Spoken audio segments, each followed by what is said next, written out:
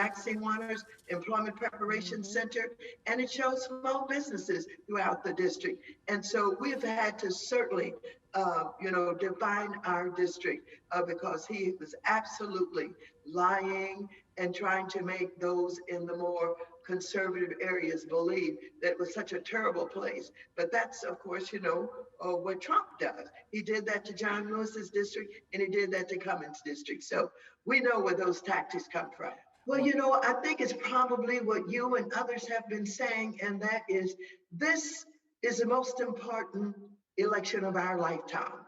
This president has so divided our country. This president has so been such a dishonorable, deceptive human being. Not only has he tried to divide us, he has aligned himself with Putin and Russia and undermined the democracy of this country, refusing to ever, even let the words come out of his mouth that Putin was undermining our democracy. And so on any level, almost at any level that you can name, you can mention, this president has been one of the worst representatives. It is not about whether or not he's conservative and we're so-called liberal or progressive. It's not about that at all. We've had many conservative presidents, and we've had many that we have not certainly liked the way that they have governed and the way that they have led. But this president is dangerous. When he tells the Proud Boys to stand down but stand ready, what he's doing is he's dog whistling about the Civil War that he's trying to create. And so he's a dangerous human being. We've got to vote him out of office. Yeah, Congresswoman, People have got to go to the polls and vote if they have not already voted, and they've got to vote like their very lives depend on it, because that is what is happening. They do. And Congresswoman, they put down the dog whistle a long time ago. This man's got a bullhorn. We spend about 4 hours a night, every single night, in focus group with Black voters. I mean, and what we are really seeing is a Black clapback. I mean, Black voters have been waiting for 4 years to express their discontent, to express their dissatisfaction. Almost 90% of Black voters have disapproved of Donald Trump since he was elected. Wow. 90%. That's damn near universal. What's the pathway to victory at the top of the ticket? And I would love to hear anything you heard about folks voting down ballot, if they care more about those races. What does this election mean to Black people as Democrats? Like, I want to hear all the things. I feel pretty good about victory here. Joe Biden has assembled a very, very diverse coalition, and the Biden-Harris coalition is very different from the Obama coalition. Yeah. The Biden-Harris coalition involves him winning a majority of white women, a majority of white seniors. Wow.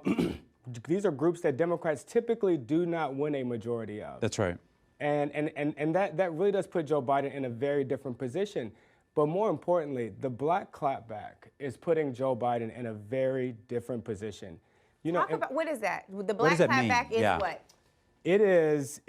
It's what I've been joking about. Donald Trump probably should have disenfranchised Black voters privately the way Republicans normally do. Because when he got on that podium every single day and started talking about which votes wasn't going to be counted and what the court should do and who should stand back and who should stand by, well, Black folks stood up.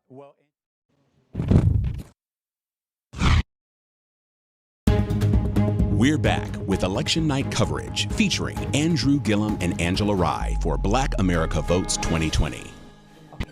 Hi, everybody. We're back. It's Black America Votes 2020. We hope that you've been sending in your comments and your questions. We're going to get to some of those just shortly. But before we do that, Andrew, again, keeping our promise to this audience that we would stay focused on some of the races we should be paying attention to. In the interview with Congressmember Bass, we had a conversation around some ballot initiatives that she is really looking at this time. Affirmative action on the ballot in California from polling wasn't doing well. Yeah. And it's surprising because, again, when you think about these progressive states, one where I grew up, there, you think that things like that will go well. There was a cash bail initiative on the ballot. A lot of conflict around it because there are folks that felt like this model they were setting up with that ballot initiative would actually result in more Black and brown people going to jail than less. I can say firsthand from having to bail out someone in my family this year that that's not something that I think serves us well. You end up staying in jail if they find you to be threatening or a threat to society. Yeah, well, I mean, first of all, the system is built around making more money. Yeah. There is no really good public policy goal to be achieved here other than, in my opinion, the making, the transacting of dollars. I mean, we have examples, and these are not rare examples, of people who have been arrested for nonviolent offenses and have been in jails, county jails, for over a year without ever having been found guilty of a crime. Yeah. Where is the justice in that? That the only reason why that individual has not been released is because they couldn't afford to pay a money bail system, not that they are a threat to society or that they've been found guilty of a crime. We got a lot of work to do. Yeah, absolutely. And these ballot initiatives can be very helpful. I will tell you, unfortunately, I haven't been able to look closely at Florida's, but there is a ballot initiative in Florida that because rights restoration was approved in Florida by voters, marijuana legalization for medical marijuana was legalized in Florida by the ballot. Tonight on the ballot, minimum wage increase, which is likely to pass. So because Republicans who control the legislature obviously hate these policies, which are, when they pass, representative of 60% at least of the people in that state, they've decided to change the rules that when you want to change the Constitution through a ballot initiative, it has to go on not one year's ballot, it's got to go on a subsequent year's ballot. Right. So it's like, oh, we don't believe you the first time when you went and voted. Now, we believe you the first time when you went and voted for me or for the President of the United States. But on that issue where you want to pay people a wage that they can live on, we're going to let you vote this year, and then next year we want you to vote again just to make sure that that's right and what you meant before it changes the law. Which is kind of a suppressive tactic, too. Well, I know you're joking. No, but yeah, a little bit. So, or being facetious at least. We have audience questions that have come in. And one is a hot topic that we wanted to address anyway. As we sit here stalking the presidential race, as well as so many others, but we have a path to 270 of the total 538 electoral votes. Electoral votes is the buzzword or the buzz phrase, Andrew Gillum. People want to know, what revisions would you make to the Electoral College, if any? Yeah, well, my legislation would be very, very simple. We would abandon the Electoral College. Why is that? Well, it is undemocratic. We were built as a democratic republic. We hold ourselves out there as the world's greatest democracy that ever existed, yet you can have 6 million more people vote for one candidate, and the person who wins is the one who got 6 million fewer votes from the American people. It doesn't make good sense to me. The United States Senate, we all talking about Mitch McConnell and how we're going to get into a place where we change the makeup of that group so that it is a more representative group and the wheels begin to turn on all kinds of public policy. Well, if these states, some of which are the size of the city that I served as mayor of, are able to send 2 members to the United States Senate and they have an equal vote to Kamala Harris in California, that's got millions more, tens of millions more people. I don't understand how it is democratic that these individuals who represent a minority population of the United States, and I would even argue a minority view of the American people, get to decide who becomes president, what bills become laws, or to obstruct the United States Senate process. To me, it is I don't know if it ever was necessary, but it is an idea whose time has passed. And it's time for us to truly embrace real democratic society by having direct election to the presidency of the United States. We also have some Senate races that we're watching very closely. We promised y'all really Black election coverage. There are 5 Democrats running in Senate races, Black Democrats running in Senate races to watch. Let's pull that graphic. Yeah. We know, and also I'm going to give Jon Ossoff a black card because he's also running in Georgia. So that would make us 6 seats in particular that I want to pay attention to. We will definitely give him an important race card, yes. That's fine. Georgia, we have Raphael Warnock, and as I said, Jon Ossoff, who's running. Raphael Warnock is in a 3-way race. As we see here, we have in Louisiana, Adrian Perkins, who's currently the mayor of Shreveport, super impressive. And we have Mississippi, Mike Espy. Yes. South Carolina, Jamie Harrison, who is also a good brother of mine. And in Tennessee, Marquita Bradshaw pulled up quite the upset in the Democratic primary. Andrew, what do you think about, one, this historic run for Senate in 2020 with all of these black folks being on the ballot and the ticket in their states, all in the South? Let me tell you, the New South, this is representative. What we have here is representative of the New South. It is not easy to become the nominee. Even in a southern state where you have large black population, it is not easy to become a nominee for a major political party. Let's just establish that first and foremost. So salute to these folks being their nominees.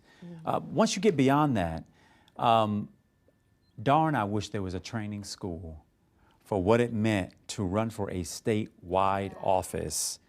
How much time, how much money, how much energy, how much effort. No, I'm not. You should. But I would train for it. Yeah. But I don't think God wants me on that mission. I'm a little hurt from my own experience, but these folks have been through the ringer. I'm so proud of them for putting themselves out there. And where we right now find ourselves, I haven't been able to, unfortunately, we've been doing this thing, so I haven't been able to see the results in many of these places.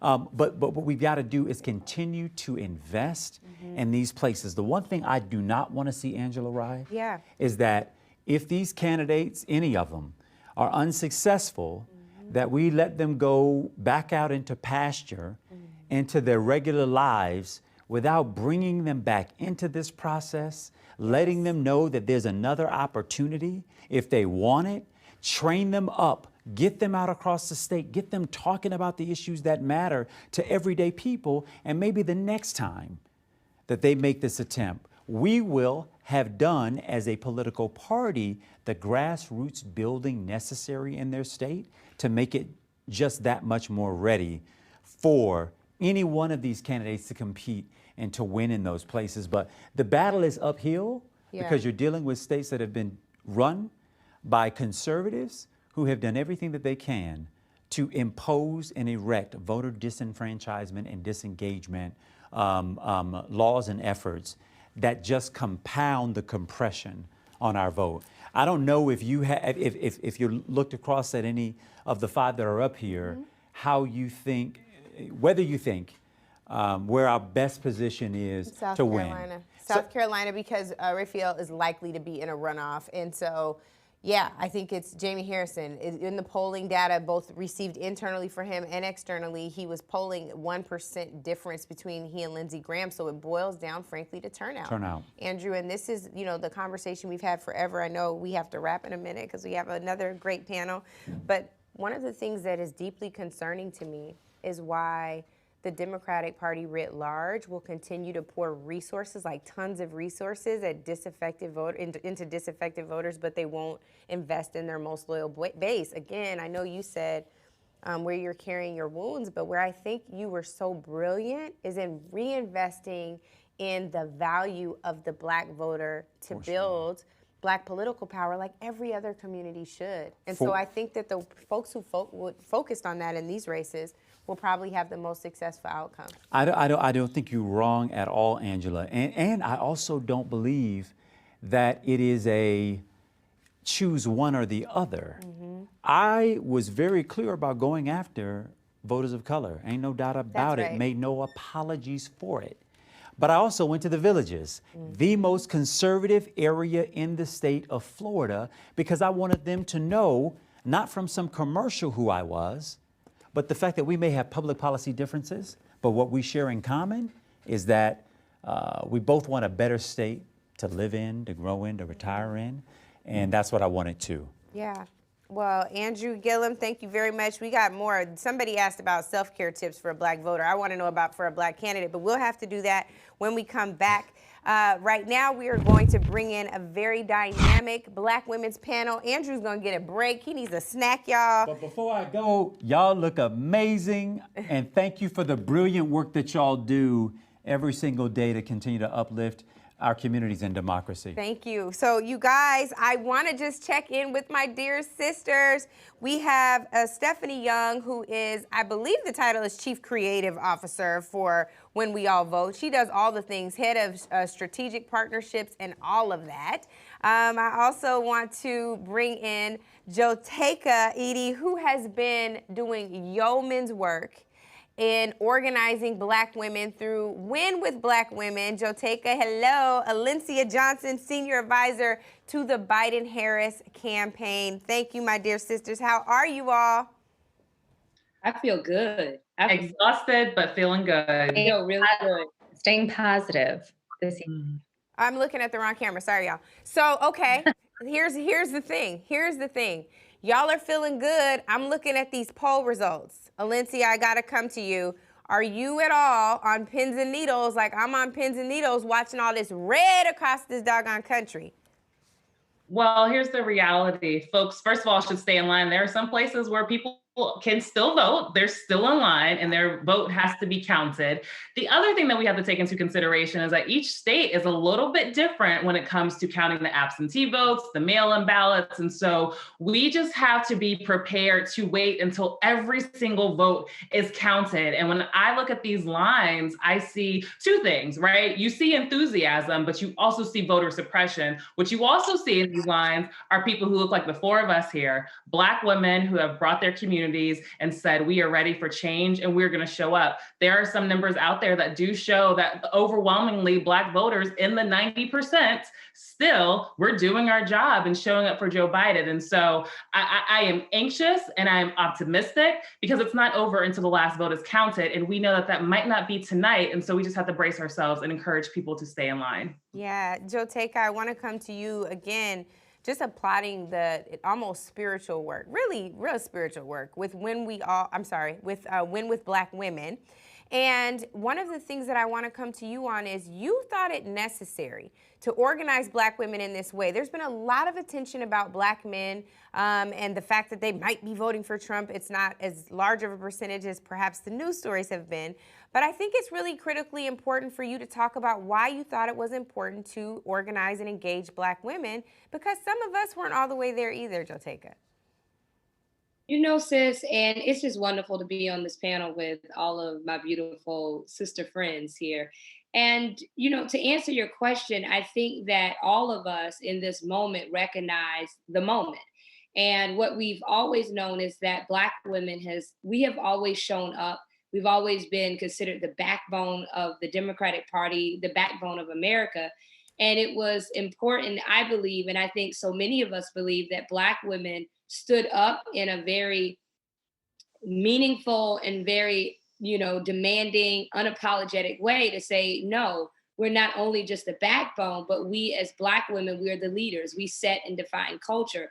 That the reality is that there has never been a pathway to the White House without the blood, sweat, tears, and brilliance of Black women. And it was time in this moment for Black women to take our rightful place in leadership, both on this ticket and in every aspect of this election. And we have done it. And so the reason why this morning I feel so good is because I feel that Black women, we have done our part.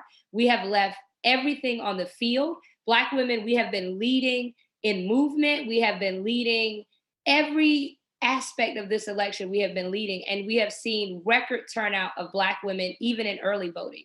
So I believe ultimately that when the story is told, and I feel very confident about what I'm seeing, as my sister Alencia shared, the long lines is voter determination, but also voter suppression. And so we are voting in spite of voter suppression and all of these long lines. But I believe very firmly that when the story is told, that it will be the story of Black women and how Black women carried this election once again, but also how Black women carried this election understanding and winning and leading in this election.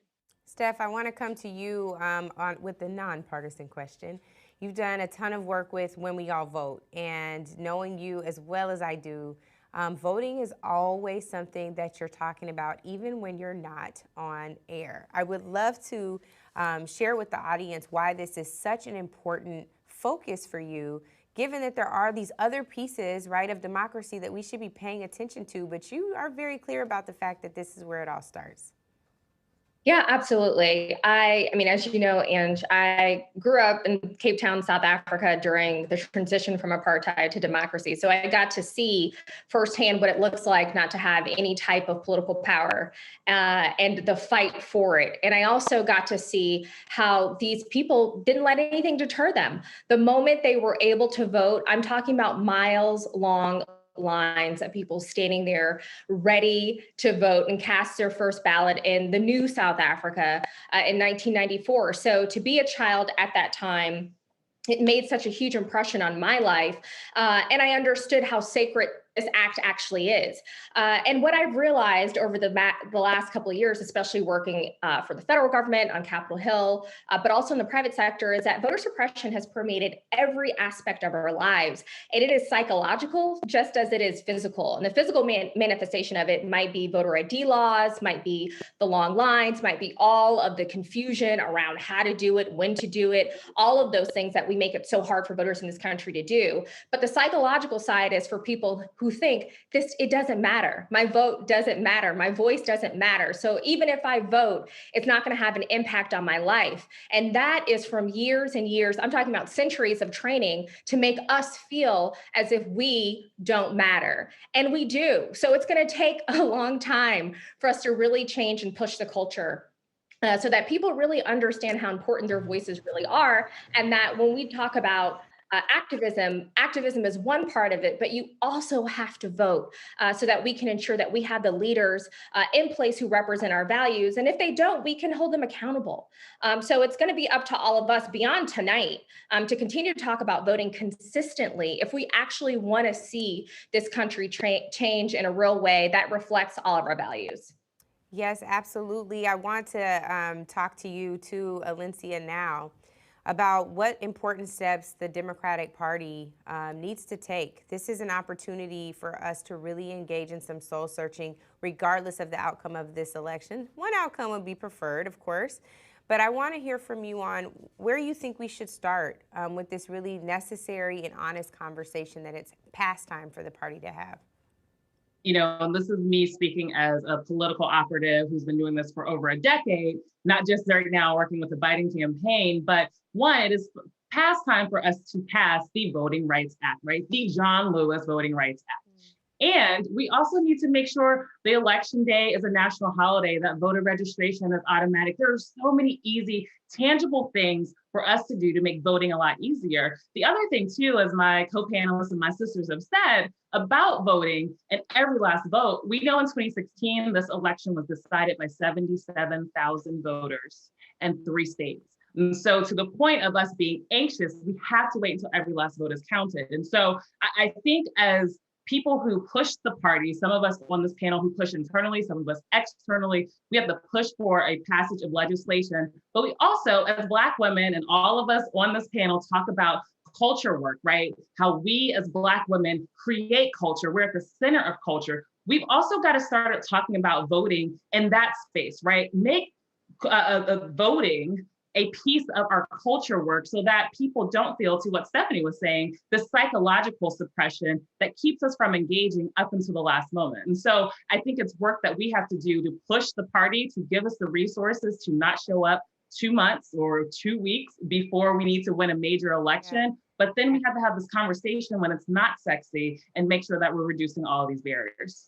Yes, and so I have to go back to you, Stephanie, on this. And I actually want to hear from you too, Joteka, because this is another part of the Win with Black Women organizing work. It wasn't just a kumbaya. This was about real demands and requests of the campaign and folks that have to engage us. Steph, I want to come back to you, Joteka, but Steph, I want to hear from you on the importance of people really understanding what was accomplished under the Obama administration. I'm coming to you because, of course, you served over as the Director of African American Outreach in the Office of Public Engagement, and you know the record because you had to write the report, sis. So I want to hear from you on what people really need to understand about the Obama era accomplishments. And Joteka, I want to hear from you on what Win with Black Women's got to do next to hold feet to the fire during this next administration.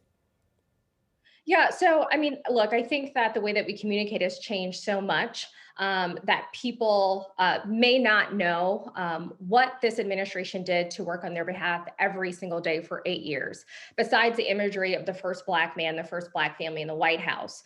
And also this comparison to what this administration has done and the other, there's just really no comparison, and it frustrates me to no end. But when we think about criminal justice reform, that was something that the administration really honed in on, probably mostly in the second term.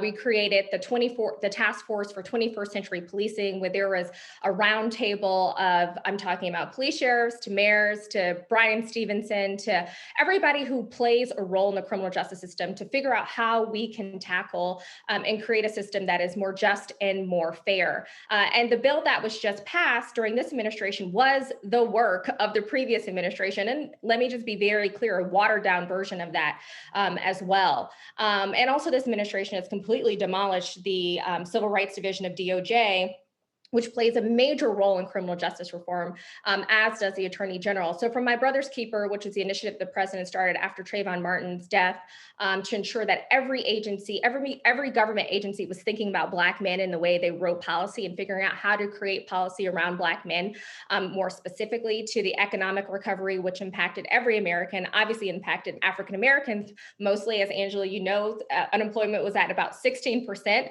When we worked at the Congressional Black Caucus and did our CBC Jobs Initiative, that was during the president's administration, but we saw unemployment fall for African Americans during the administration as well because of the Recovery Act and all the things we were able to do. The Affordable Care Act provided 3 million Americans with African Americans with coverage that were not covered. We also had a Counsel on Women and Girls that focused on African Americans as well. And we raised the minimum wage as much as we could, but we also have to understand that the president was gridlocked, considering the Senate was not going to cooperate, was not going to create any legislation that complemented what the president wanted to do. Neither was the House once we lost it. So all we had to lean on was executive orders towards the end, which harangued the administration in a number of different ways. But when the president took office, after he took office, over 1 million more Black and Hispanic students enrolled in college. The president also ordered the Justice Department to ban solitary confinement for juveniles.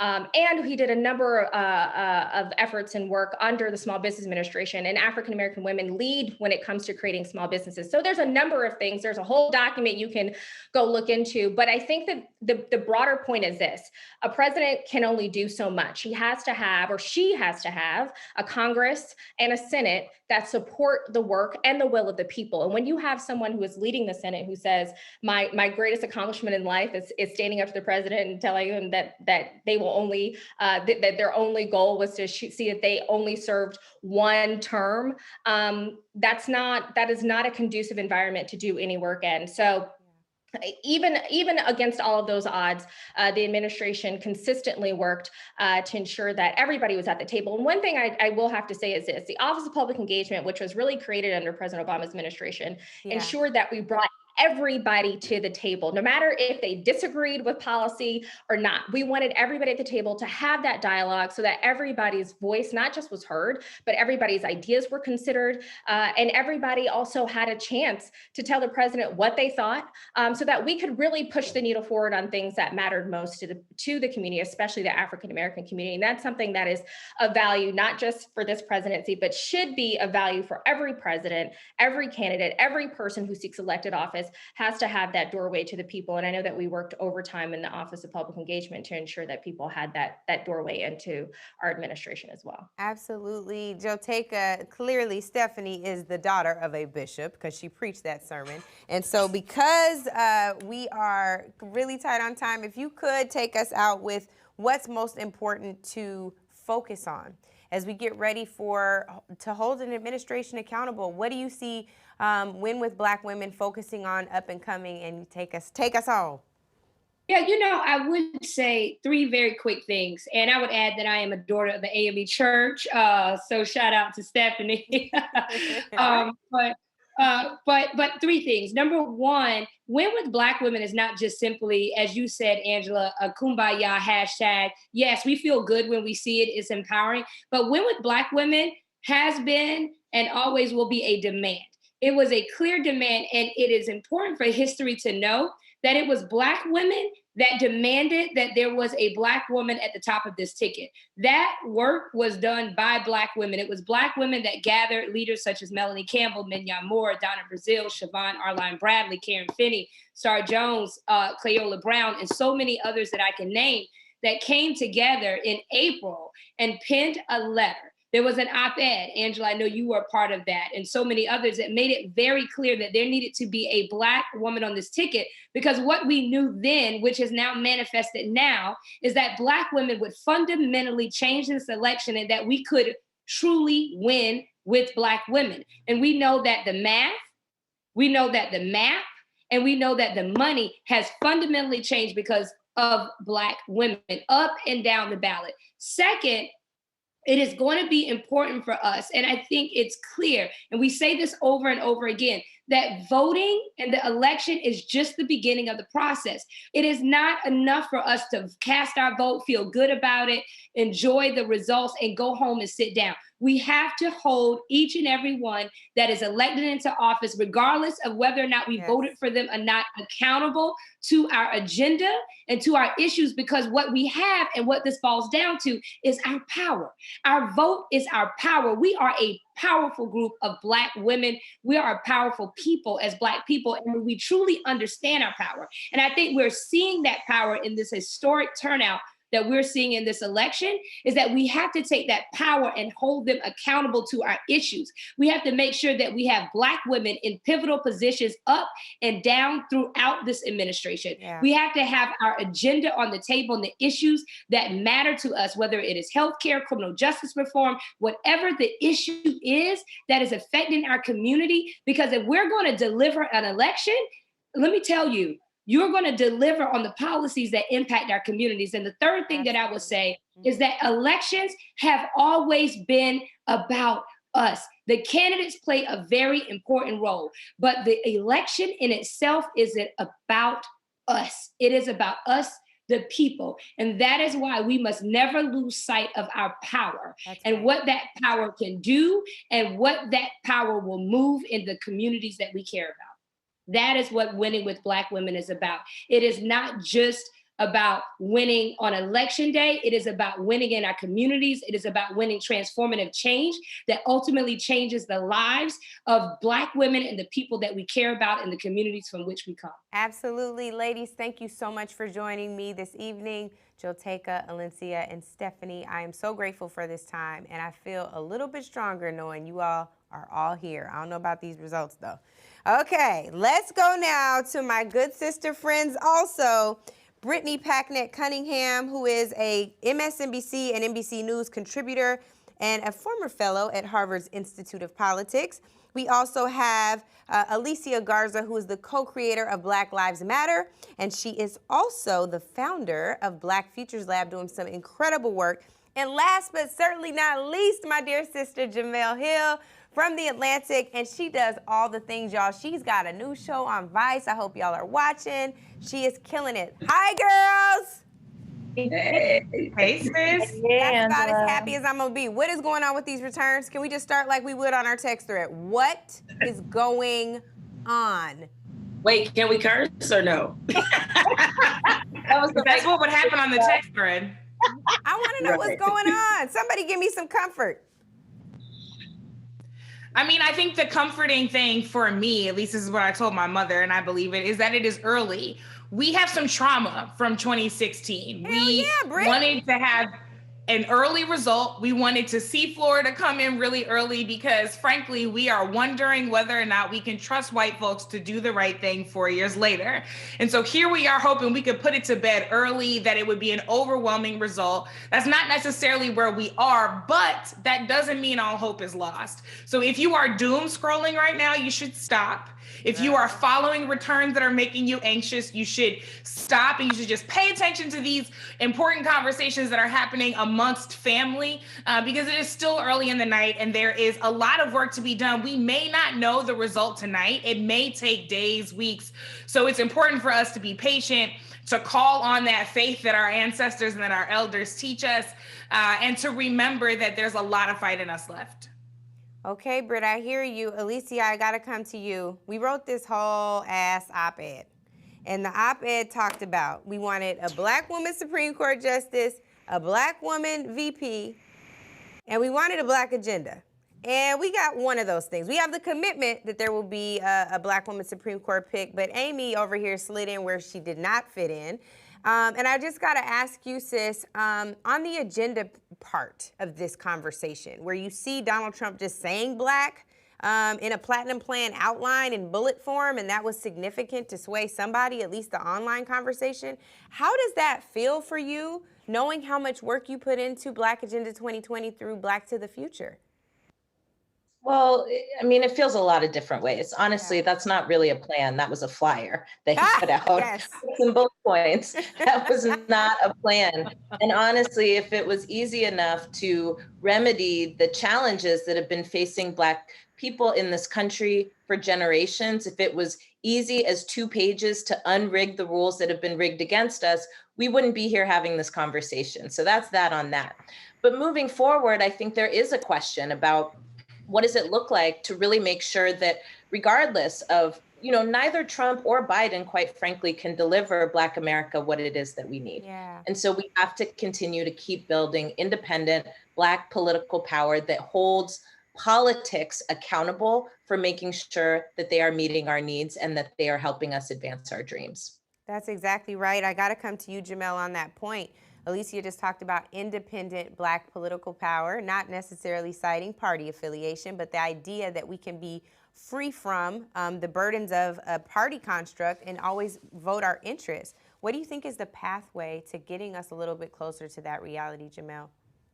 Well, I mean, I've tried to explain this to people that it's not that Black people have just some overwhelming gratitude and attraction to the Democratic Party. It's just that they have just been the easiest pathway. That's it. And so I still think that the best pathway is through them, only because the systems and what we have come to mean to their party and frankly, their survival will allow us to hold them accountable in another way. I like to steal something that Chuck D told me when he did my podcast recently, is that with Joe Biden and Kamala Harris, you see an hourglass. At some point the sand runs out.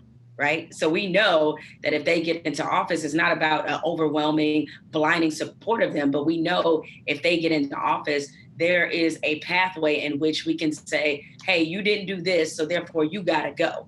And everybody's comfortable and cool and okay with that. So I think, one of the discussions that got lost as we were in this very highly emotional, polarizing political cycle, that the endorsement of Joe Biden and Kamala Harris was never about the fact that we were so all in on them, that we believed that they were perfect candidates. It was because we knew that there was an agenda that we could achieve through them, and frankly, without them, if need be, and that they would have to hold themselves accountable to us. As I told many people, look, if they get elected, this is just the baby step. This is just step one, all right? The real work begins as soon as they're in office. We cannot afford to fall asleep at the wheel like we did before when Barack Obama was in office. And I hope, prayerfully, now everybody understands that. Yeah, I have to ask you ladies, in this moment where, this was the top of the ticket, how concerned are you, or are you thinking about already whether or not this actually suppressed some of the down ballot races, including South Carolina, Jamie Harrison? Jamie Harrison was going back and forth with Lindsey Graham in polls about whether or not he would be the victor. Do we think that possibly folks were saying they would vote for Jamie, just like they said they would vote for Hillary in 2016, but didn't even have that intention? It's 55% Lindsey Graham, and the race is called in South Carolina. Britt, I'll go to you. I mean, it's incredibly disappointing. But we do know that there has been at least one Senate seat flipped tonight, which is not nothing. We also know, though, that, again, that there are still states that are calling their election. And look, we've got to face this thing down at the local, state, and federal level. That has always been the conversation. If you have been listening to the folks on this panel and folks that you have had on air, you and Andrew have had on air all night, we've been saying two things very specifically. One, to vote up and down the ballot for better conditions for organizing for our agenda, that we should stop looking for saviors, and that we should recognize that systems that were never built for us in the first place are going to require a great deal of sustained effort on our part in order to actually achieve full liberation. And that brings me to the second thing we've consistently been asking people, is to think of voting not as an end, but as a beginning, as a single tool of our liberation, but not the only tool, and to recognize that we have to be connected to local and national organizing collectives, that we have to be pushing on things like Black Agenda 2020, that we have to be making our voices heard every single day in order for us to see the kind of whole-scale transformation in our communities that we really deserve. So are there going to be more disappointments tonight? Potentially.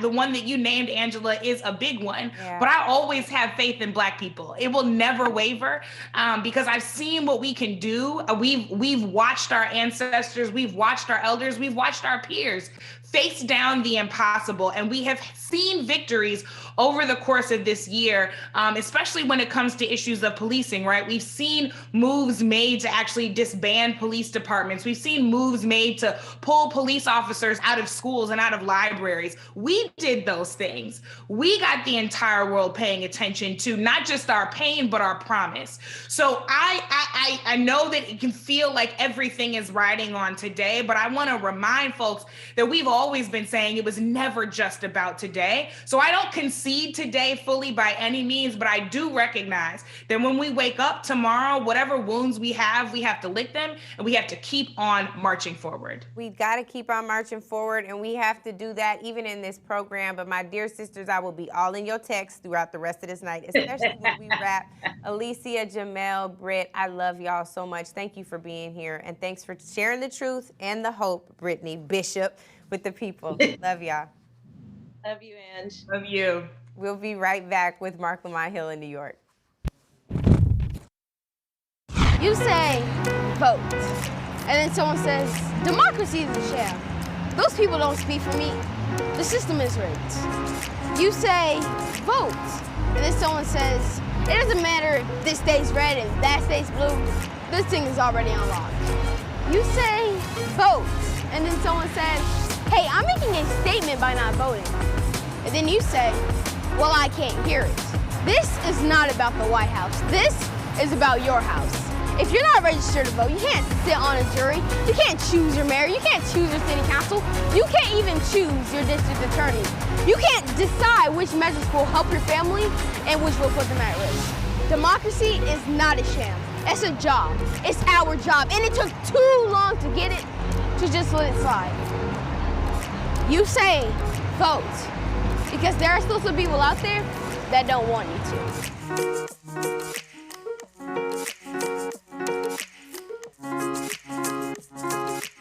I'm Black and I'm voting. I'm Black and I'm voting. I'm voting for the world I want to see. I'm voting for safe and affordable housing. I'm voting for better schools for my children. I'm voting for streets free from police violence. I am voting for candidates who respect women. I'm voting for health care that I can afford. I'm voting for equal pay for equal work. I'm voting for her. I'm voting for us. I'm Black and I'm voting. What are you voting for?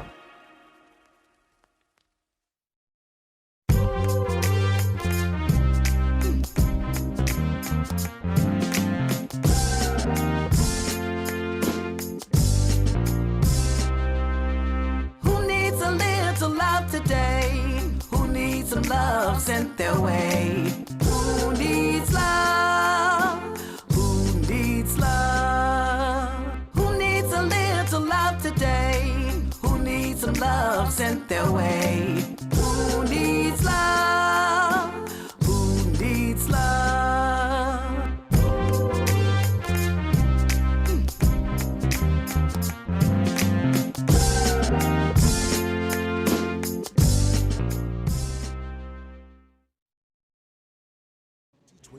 election update.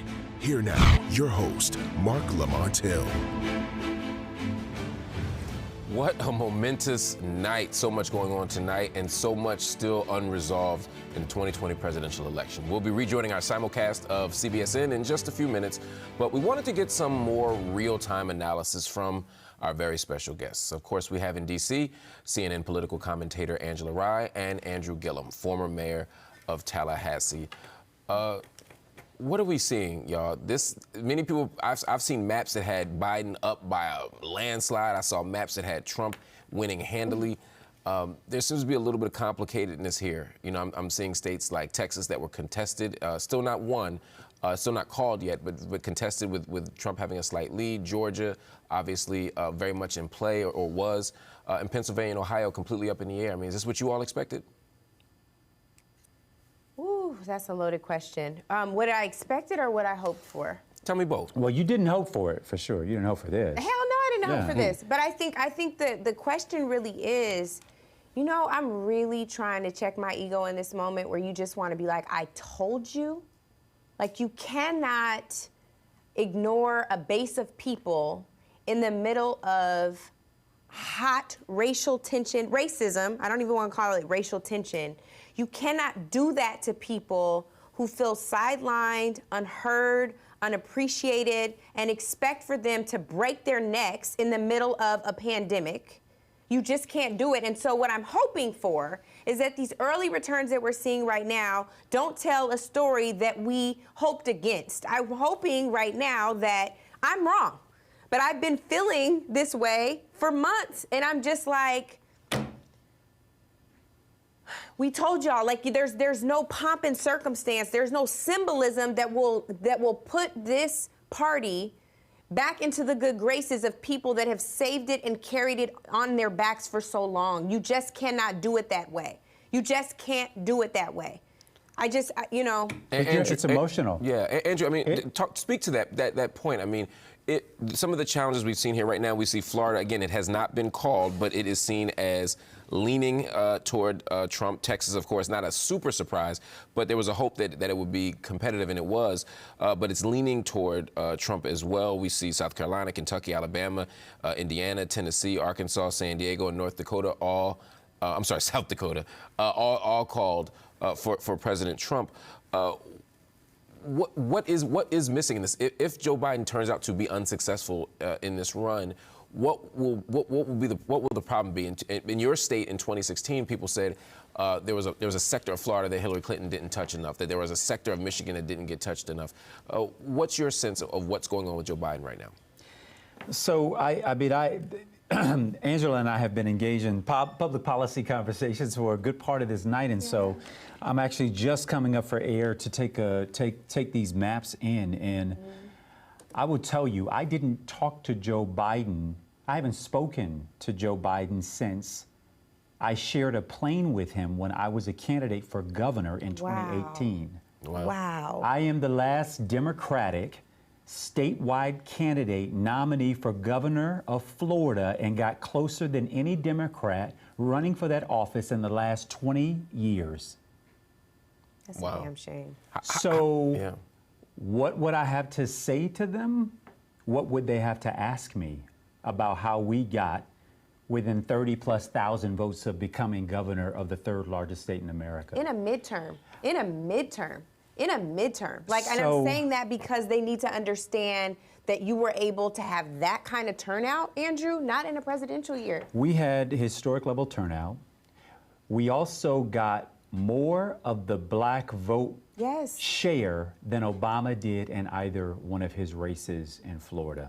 Wow. He had the benefit, however, of having won my state. There looked like there was an underperformance in the Hispanic community in Florida. Underperforming Hillary by possibly 20 points, and underperformance in the black community. What's the gap, though? Help me understand the gap here, particularly given the 3 points that you all raised the last time we spoke in the previous hour. If we're talking about the economy, we're talking about COVID, we're talking about racism and state violence. There's never been perhaps sort of a confluence of those three things at one time, like we've seen in 2020. People are feeling economically pressed, people are dying in the streets, and people are dying from COVID. Why would he underperform in relation to the Clinton campaign of 2016, given those factors? So I said from the beginning, after my race for governor, the only thing that I said repeatedly any place I went was, whoever the Democratic nominee is for president of the United States will not win the presidency simply by saying Donald Trump is bad. That's right. Or Donald Trump is a racist. Or Donald Trump is a sexist. And the reason why that won't work is we all already know that. Right. For black people, a lot of black people think a lot of white people are racist anyway. It's baked into the pie. Not a lot of votes shift and turn on those grounds. And so people needed to hear a message that they could see themselves in. And unfortunately, because of the mixed bedfellows that the campaign felt it needed to pull together in order to pull off a victory, may have cost themselves something in the process. I will tell you this, I haven't had an opportunity for a serious diagnostic on this race. But if we lose this race, if the Democrats lose this race this time, we will have to do some serious soul searching. I remember when they told me I was too progressive because I got out there running for governor in a state like Florida, talking about the things I believed in from my heart. Issues that I thought mattered to people every single day, and they said I cannot win because I'm too far out of the mainstream. And instead, we got the closest of any candidate for my office on the Democratic side in over 20 years. And so something has to give about this process. Yeah. The idea that the way you win in a state like mine or any competitive state like this is by basically reducing your value set, talking less about what you believe, under the guise that the people who don't like you and don't agree with you on your policy in the first place will maybe like you more but still not vote for you. Trumpers are going to Trump. What I'm dealing with is that maybe tomorrow I have to run into some people who I got to look at that room and know half of them don't like me, what I represent, what I stand for. I thought that 2016 was going to be the last stand for the kind of racism and vitriol and hatred that drives so much of the American electorate. And here's this. And it isn't. Angela, give you the last word.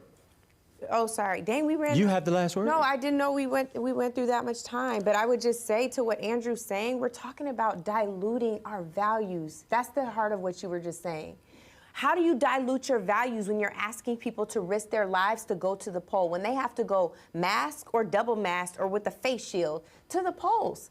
And we expect people to risk their lives for what? Because you might not pack the courts, because you might not believe in qualified immunity, because you might apologize for your crime bill, you might not. Like, I need us to be clear about the fact that the most important thing for the people, for this country, is true liberation and freedom, and that should not be race specific. It should not be to uplift white domestic terrorists to the sacrifice, to the detriment of black people, of brown people, of immigrants. Of kids, of seniors. Like, Hey, Mark, you hit us at the wrong time, man. This is extremely emotional, and it's mostly emotional because it has everything to do with our personhood. Yeah. It has everything to do with my ability to live, breathe, exist, not just for me and for my family, but my children and my children's children. So we're right now sitting here fighting the fights of the 1960s. Absolutely. And it's infuriating. No, it is. That in a party where the stakes are so high that we still keep doing this silly calculus that really is arithmetic gone bad. Yeah. Wow. Well, Angela Rye, Andrew Gillum, thank you so much for joining me. And we caught y'all at the right time because that's the kind of honest sentiment that we want to hear from. And it's also what so many people are feeling right now. And again, this race is not over. There's a long way to go. A lot of returns to still come in, but we will keep you abreast of everything that's going on. But right now, I want to bring in CBS News political contributor Jamal Simmons. Jamal, it's good to see you again. Thanks for coming back. There's a lot of things happening right now at the same time. We've seen every election, there's all this whining. Kids always hollering about the environment. About jobs. Health care. No one's ever given me free money. And what are the girls going on about still anyway? Pay gap, pay gap, pay gap. Come on, honey. Maybe if you worked harder. War on straws? What's next? Life can't always be brunch or drip or TikToks. People don't know what real problems are. Like, thugs and looters. In preserving our heritage. I'm just saying what everyone's thinking. And I'm voting. Oh yeah, I'll be voting. I'll be voting. You know I'm voting.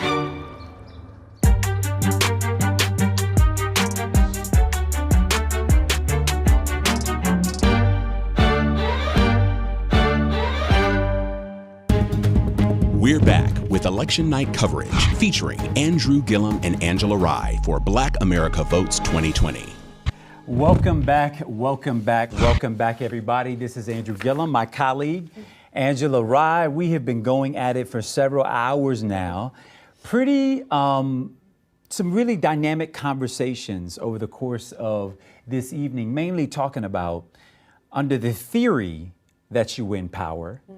What kind of change do you make that improves the outcomes and the lives of the people who right now don't feel very heard and don't feel represented? I have to admit, and I just said to Angela while we were transitioning between some of the electoral conversation, that because we've been so raptured by public policy change and shift, we actually haven't paid a whole bunch of attention to these maps. Myself, I'll speak for myself, glancing between segments to try to catch up with what's going on. And I've gotten my first real dose of the fact that Democrats may lose the White House.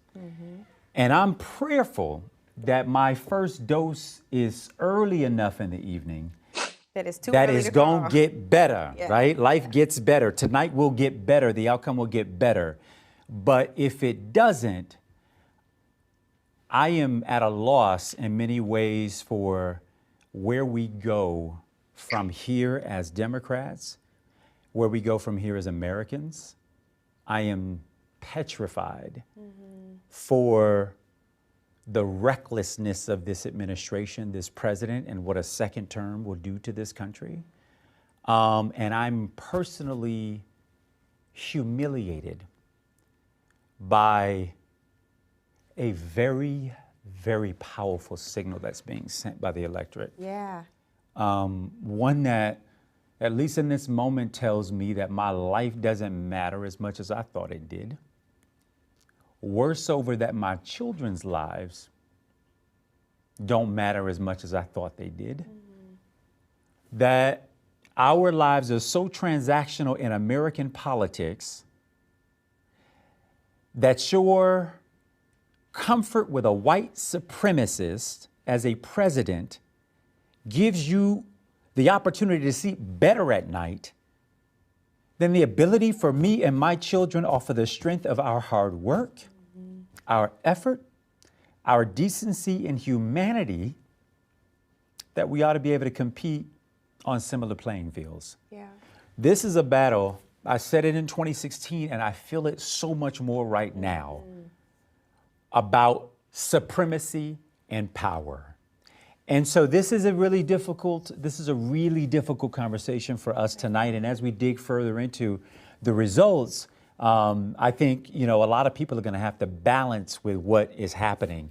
We are really, really fortunate, Angela, right now to be joined by a very good friend to both of us, an amazing leader in our nation's capital, a man who feels deeply, who was raised by the right kind of mama, and he then helped to influence the raising of his other brother, who happened to be a secretary in a U.S. administration. Will y'all please just, from our stage, we're going to give it up for Congressman Joaquin Castro. What's going on, Congressman? Hey, how are you? Great to see you, Andrew and Angela. It's great to be with you. It is really, really, really good to be with you. We're, Angela and I have been obviously in the midst of this program talking about a whole range of issues. And the way we thought we would talk about election night was not just in who the winners and the losers might be. We wanted to talk about it in the sense of what does an agenda look like? What could we potentially stand to gain? How do we fill up this big bucket of hope with real ideas that change lives. You had a front row seat to a race for the presidency as you helped to chair or co-chair your brother's presidential campaign. Very few people that I've ever seen run for president captured the heart, soul, mind, spirit of the complexity of issues that confront this country quite the way that Secretary Castro did.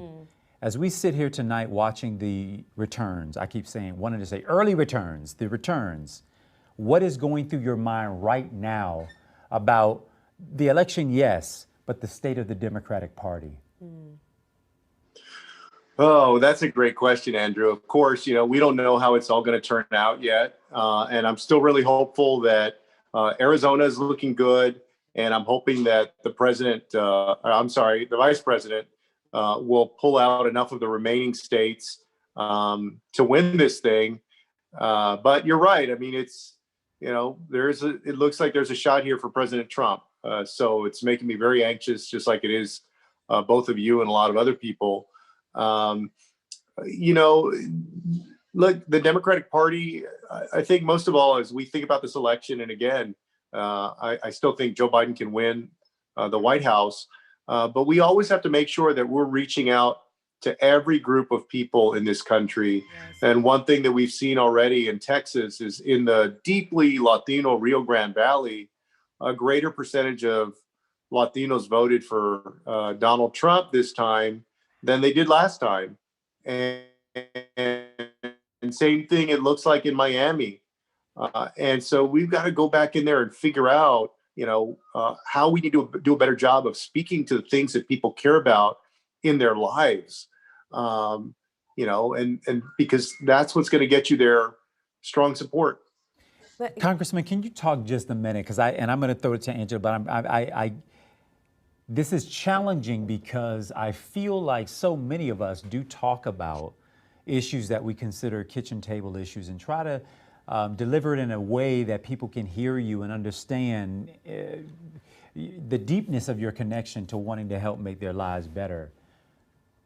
But we gotta talk about race and racism and white supremacy and the final stand, whenever that final stand is gonna be, and I don't know when it's gonna be, but the stand that says that I can no longer tolerate a president or co-sign a president who believes that a person is a lesser than and should be therefore treated differently because of the color of their skin. I know a lot of us Democrats like to hem and haw on this question of race. I had to balance it in my own race for governor by not calling my opponent a racist, even though he compared me to a damn monkey. But I had to keep myself contained. When do we really get to have honest conversations about and stop feeling so bad about offending whoever we think we're offending by calling it out? When does that happen? No, and you're right, Andrew. And I think more of that has happened since the murder of George Floyd. But you think about how remarkable that is, that it took the nation collectively witnessing the murder of a black man on tape by an agent of the state, in other words, a police officer, for us to start to even have some of those conversations. But you're right, the only way we can approach this is to take it head on and to have what are very tough and uncomfortable conversations for a lot of people, but also be able to tell the truth about history and about what has happened to groups of people in this country over the generations and what still happens to people in this country. Every single day. You evoke George Floyd. They remembered the inhumanity of that in the moment. They forgot about it the next month and drove Black Lives Matter's popularity numbers down through the dirt. In addition to the George Floyd moment, as you said, it struck a chord with me too, to go from the summer with George Floyd into this particular election. Can you, for a minute, Joaquin, just talk about the miles we clearly have to go? You sit as the chair of the Congressional Hispanic Caucus, and of course you're doing this work trying to ensure more diversity in media, in the entertainment industry, on camera, off camera. You're doing that because it tells a different story and it reshapes and resets minds. Talk about that work that we have to do in so many other industries and clearly in our own party. Oh, there's a lot of work to do. You know, and y'all are right. Look, Donald Trump has shown himself to be a white supremacist. And what's surprising is, to me as an American, is why would the race be this close when you've got somebody like that, and then somebody who is also egged on others who hold the same view. You know, I think you wonder, well, why would you vote for a guy like that? There's this struggle to kind of understand why that wouldn't disqualify a man or anyone, but in this case, a man, Donald Trump, from remaining as president, and why so many people would give him their vote and entrust him with the next 4 years of the leadership of this country. But yeah, I mean, you know, the Democratic Party, within our own party, I think there's still, you know, we still aren't where we need to be in terms of recognizing the role and the importance and the story and the history of the different groups that make up the Democratic Party. You know, and in my home state of Texas, we still have work to do on that. Mm-hmm. Congressman, I hate making long-term commitments on the spot, but I know you, and I love you like a brother, because you and I started before you were ever a member of Congress, and before ever was a mayor or a candidate for governor. We were just doing what we could from our local positions. You in the legislature, me in the city council, and your brother, the secretary, had just lost a race for mayor after having served in the city council.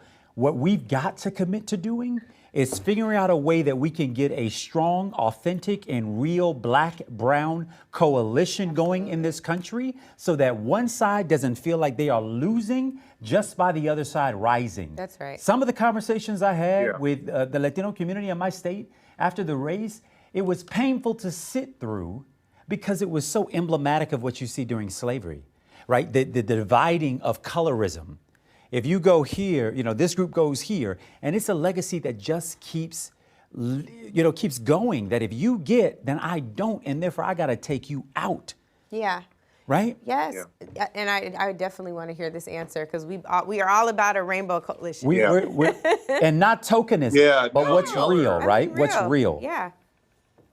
Y'all are right. And you know, and historically, obviously, African Americans in this country were wronged, right? And that's putting it lightly. And then you have another group with Latinos who were disenfranchised in many places, including in the Southwest, and, you know, even into the 1940s and 50s and 60s and 70s. I mean, for God's sakes, if you spoke Spanish in school in Texas, up until the 1970s, probably, you got spanked, you got the corporal punishment. So they literally beat a language out of a group of people. And so, yes, there has to be a stronger coalition among African Americans and Latinos.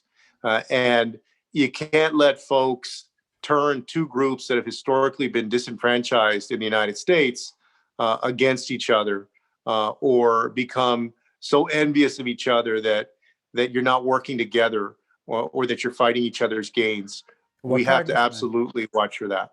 Congressman, as you know, the strategy keeps being tried because it works. Yeah. If you keep us divided, you keep us fighting amongst each other, then we don't ever have to take the time to pay attention to the fact that we are being robbed blind right before our very eyes, because they have figured out a way to trick us into believing that I don't have because you have, and you don't have because my daddy has.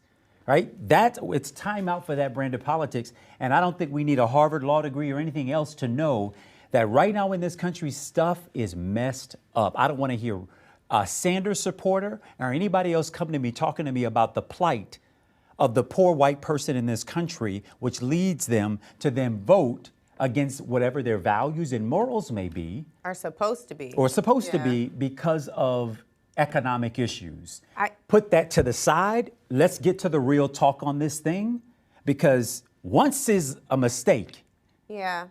Twice? Come on. Joaquin, and I do want to ask you about where we go from here. I think I would be lying if I told you that me and Andrew aren't completely hot under the collar right now. This is a really frustrating experience. Of course, Joe Biden is up in electoral votes right now, but I think that what's not sitting right with me, and I'd love to hear your perspective on this, is it should not be close. We've seen what could happen. Sure. 230,000 plus Americans died because of COVID and an irresponsible response to it. We've seen him tell white domestic terrorists to stand back and stand by. What can we do if this doesn't go the way that we want it to? Or even if it's close and that alone is triggering to you also, Joaquin, what do we do? Where do we go from here? Well, I mean, look, although it's hard to deal with still at this hour, because I think that we could pull it out, and all of us want to pull it out. Yeah. But if it goes Donald Trump's way, I'll tell you, I have been very concerned and in some ways frightened about the kind of country that we could become, even beyond where Donald Trump has taken us Absolutely. now. You see how he encouraged his supporters that tried to ram that bus in Austin the other day. Yes. I just think that he's going to continue to stoke racial fears and resentment and try to divide people. And I said that there is a good chance that he moves us even closer to living in a fascist society if he wins re-election. Yeah. And I don't, none of us use that word lightly because before Donald Trump came around, we didn't just throw that word around. But this is the kind of authoritarian leader that Donald Trump has clearly become. Congressman, we know that you are there on the front lines. You are bringing the fight. We are fortunate to have your leadership in the Congress. The sky is the limits and beyond for you. And I also believe that for the Secretary. We just want to thank you so much for taking time and talking to us tonight. We are going to have an offline conversation. Got to. Because we got work Absolutely. to do. Yes. Lots of work to do. Thanks for joining us, Congressman. So much. So we have a panel at the top. I know that we have a little bit of time before we get to the 11. Andrew, but I feel like Joaquin was just tapping into something that's super important, which is the extent of the damage that Donald Trump can cause beyond his presidency. Of course, we touched on executive orders earlier. We know that he has appointed and there have been nominated more than 230, I think it's 236 judges with lifetime appointments to Barack Obama's over 300. I can't find the exact number right now. But talk about him. It's a total reshaping. It's a total reshaping of the courts that we have not seen. Yeah. That we've not seen in more than a generation. Yeah. 6'3", not just conservative, because I don't think we do ourselves justice, but ideological. And that means not that you're not just fidel to the limits of what the words that are in the pages of the Constitution. It is that you have an ideological bend around the law that you think should exist, and you bend the will of the law and the justice system so that becomes the real practice. And so I think we have Ellie on. We do. We got a lot going on over here. We're dealing with news in real time. This is why I'm never going to be a news anchor. Why? TV, like talking about, good stuff with you is good. I could never be a TV anchor. Well, the good news is we're not just trying to be anchors. We are also trying to help to shape opinions rooted in fact. Yeah. And I think right now helping us to do that is Ellie Mistal, who is the justice correspondent for The Nation magazine. Ellie, we already teased your opening. We started talking about these judges. Yeah. I want to hear from my dear friend first. How are you feeling so far about these results as they come in? Borderline despondent, right? And the reason is because exactly what you guys were already talking about. We're looking at a violent reshaping of the courts along ideological lines. The reason why I'm so despondent tonight is because because now the election is close enough, regardless of what actually happens. Now the election is close enough that the courts can throw it to Donald Trump. Like that's the actual problem right now. We haven't talked enough tonight, at least not on the televisions, not on Twitters. We haven't talked enough tonight about the 300,000 votes that the post office suddenly can't find. They were ordered to find that they just disregarded the court order to find them, right? Don't know where those 300,000 votes are. The reason why I'm still worried about Pennsylvania is because I literally do not know if they will be allowed to count all their votes.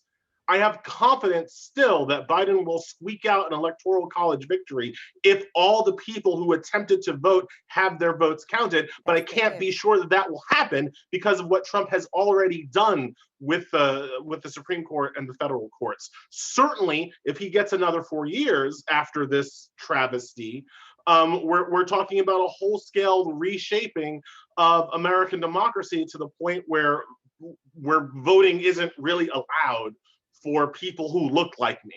Right. We're talking about a 6-3 court now. Let's not forget that Justice Stephen Breyer is 82. Talk about it. And might not make it to the end of another 4 years. So we could be looking at a 7-2 court. Let's not forget that Clarence Thomas is hanging on basically because he wants to be the one to overturn affirmative action because he's that kind of guy. You're killing me, bro. It is likely that he will retire during the next administration as well. So we could be looking at an 8-1 Supreme Court. There's no way forward with the great news, with the gospel. No, I mean, I can't. Is there Is there a party later? Is there anything good that we can? There's no party. I'm not throwing up. I agree with the comments that have been made. Ellie, I think you made this comment as well. You hinted to it. We're not giving up yet. We don't know what the final result will be. What I am disheveled by is the closeness by which we are having this fight right now. That is it. And that just means that people increasingly are lying. They don't tell the truth. That's right. Right? All this feigned outrage was just that. And Ellie, when you talk about the courts, we talked about the Supreme Court and what could happen in the making of the Supreme Court of the United States, which is now in its most conservative bin that we've seen in a generation. But the federal judges underneath, the pecking order, the line under which these folks then get selected and become the next Supreme Court justice are packed with young, conservative ideologues, in some cases, folks who ain't ever tried a case before a jury. Yep. Are in the pipeline at the highest courts. Conservative ideologues, predominantly male, overwhelmingly white. Let's never lose sight of the fact that this is a nearly explicitly white supremacist regime. Talk about Trump has the worst record on diversity on the federal bench of anybody in my lifetime. And I mean, that I was alive for Reagan, and Reagan wasn't this bad when it comes to diversity on the bench. So we're talking about a wholesale reshaping of the third branch of government if he is able to control the executive branch of government for another 4 years. And frankly, doesn't look great. The votes today don't look great for the Democrats winning control of the Senate either. Looks like we'll keep the House, but that's it. So there's, again, I don't, you started by asking me how I'm feeling. I don't see the way forward, right? I don't see how one works within the system. Yes. When the system has been set upon basic tenets of rule of law and freedom and equality. I just don't see it. Ellie, that hurts because, Angela, you and I were talking about the fact that the gains that people of color, black folks, have experienced in this country, so many of them have come at the hands of the courts. The evolution of the hand of the courts, right? The setbacks have come there too, but the evolution at the hands of the courts. And so if you lose real balance and justice to be forsaken for political ideology, I don't know where you go. And I hate being where I feel right now. Right. Because I want to be more optimistic about the role that we all play in helping to get back to that kind of a society. And Ellie, I want to come to you on this point that Andrew is, so aptly bringing up, the importance of the courts in now potentially deciding elections. You talked about the many ways in which this election was stacked against us to the tune of 300,000 ballots that are lost. I know that you've been following closely some of the other shenanigans at precincts, mostly in GOP kind of leaning areas, Republican leaning areas. Can you talk for a minute about some of the challenges that may be up ahead and how it may very well end up in the hands of the courts to decide the outcome of the 2020 presidential election? Simply looking ahead for the next couple of days. Yeah. I mean, because that's what we're talking about, right? Yeah. We're looking right now, when I turned off the TV to come on here, we're looking at North Carolina being around 60, 70,000 votes, right? We don't know how many late mail-in ballots are coming to North Carolina.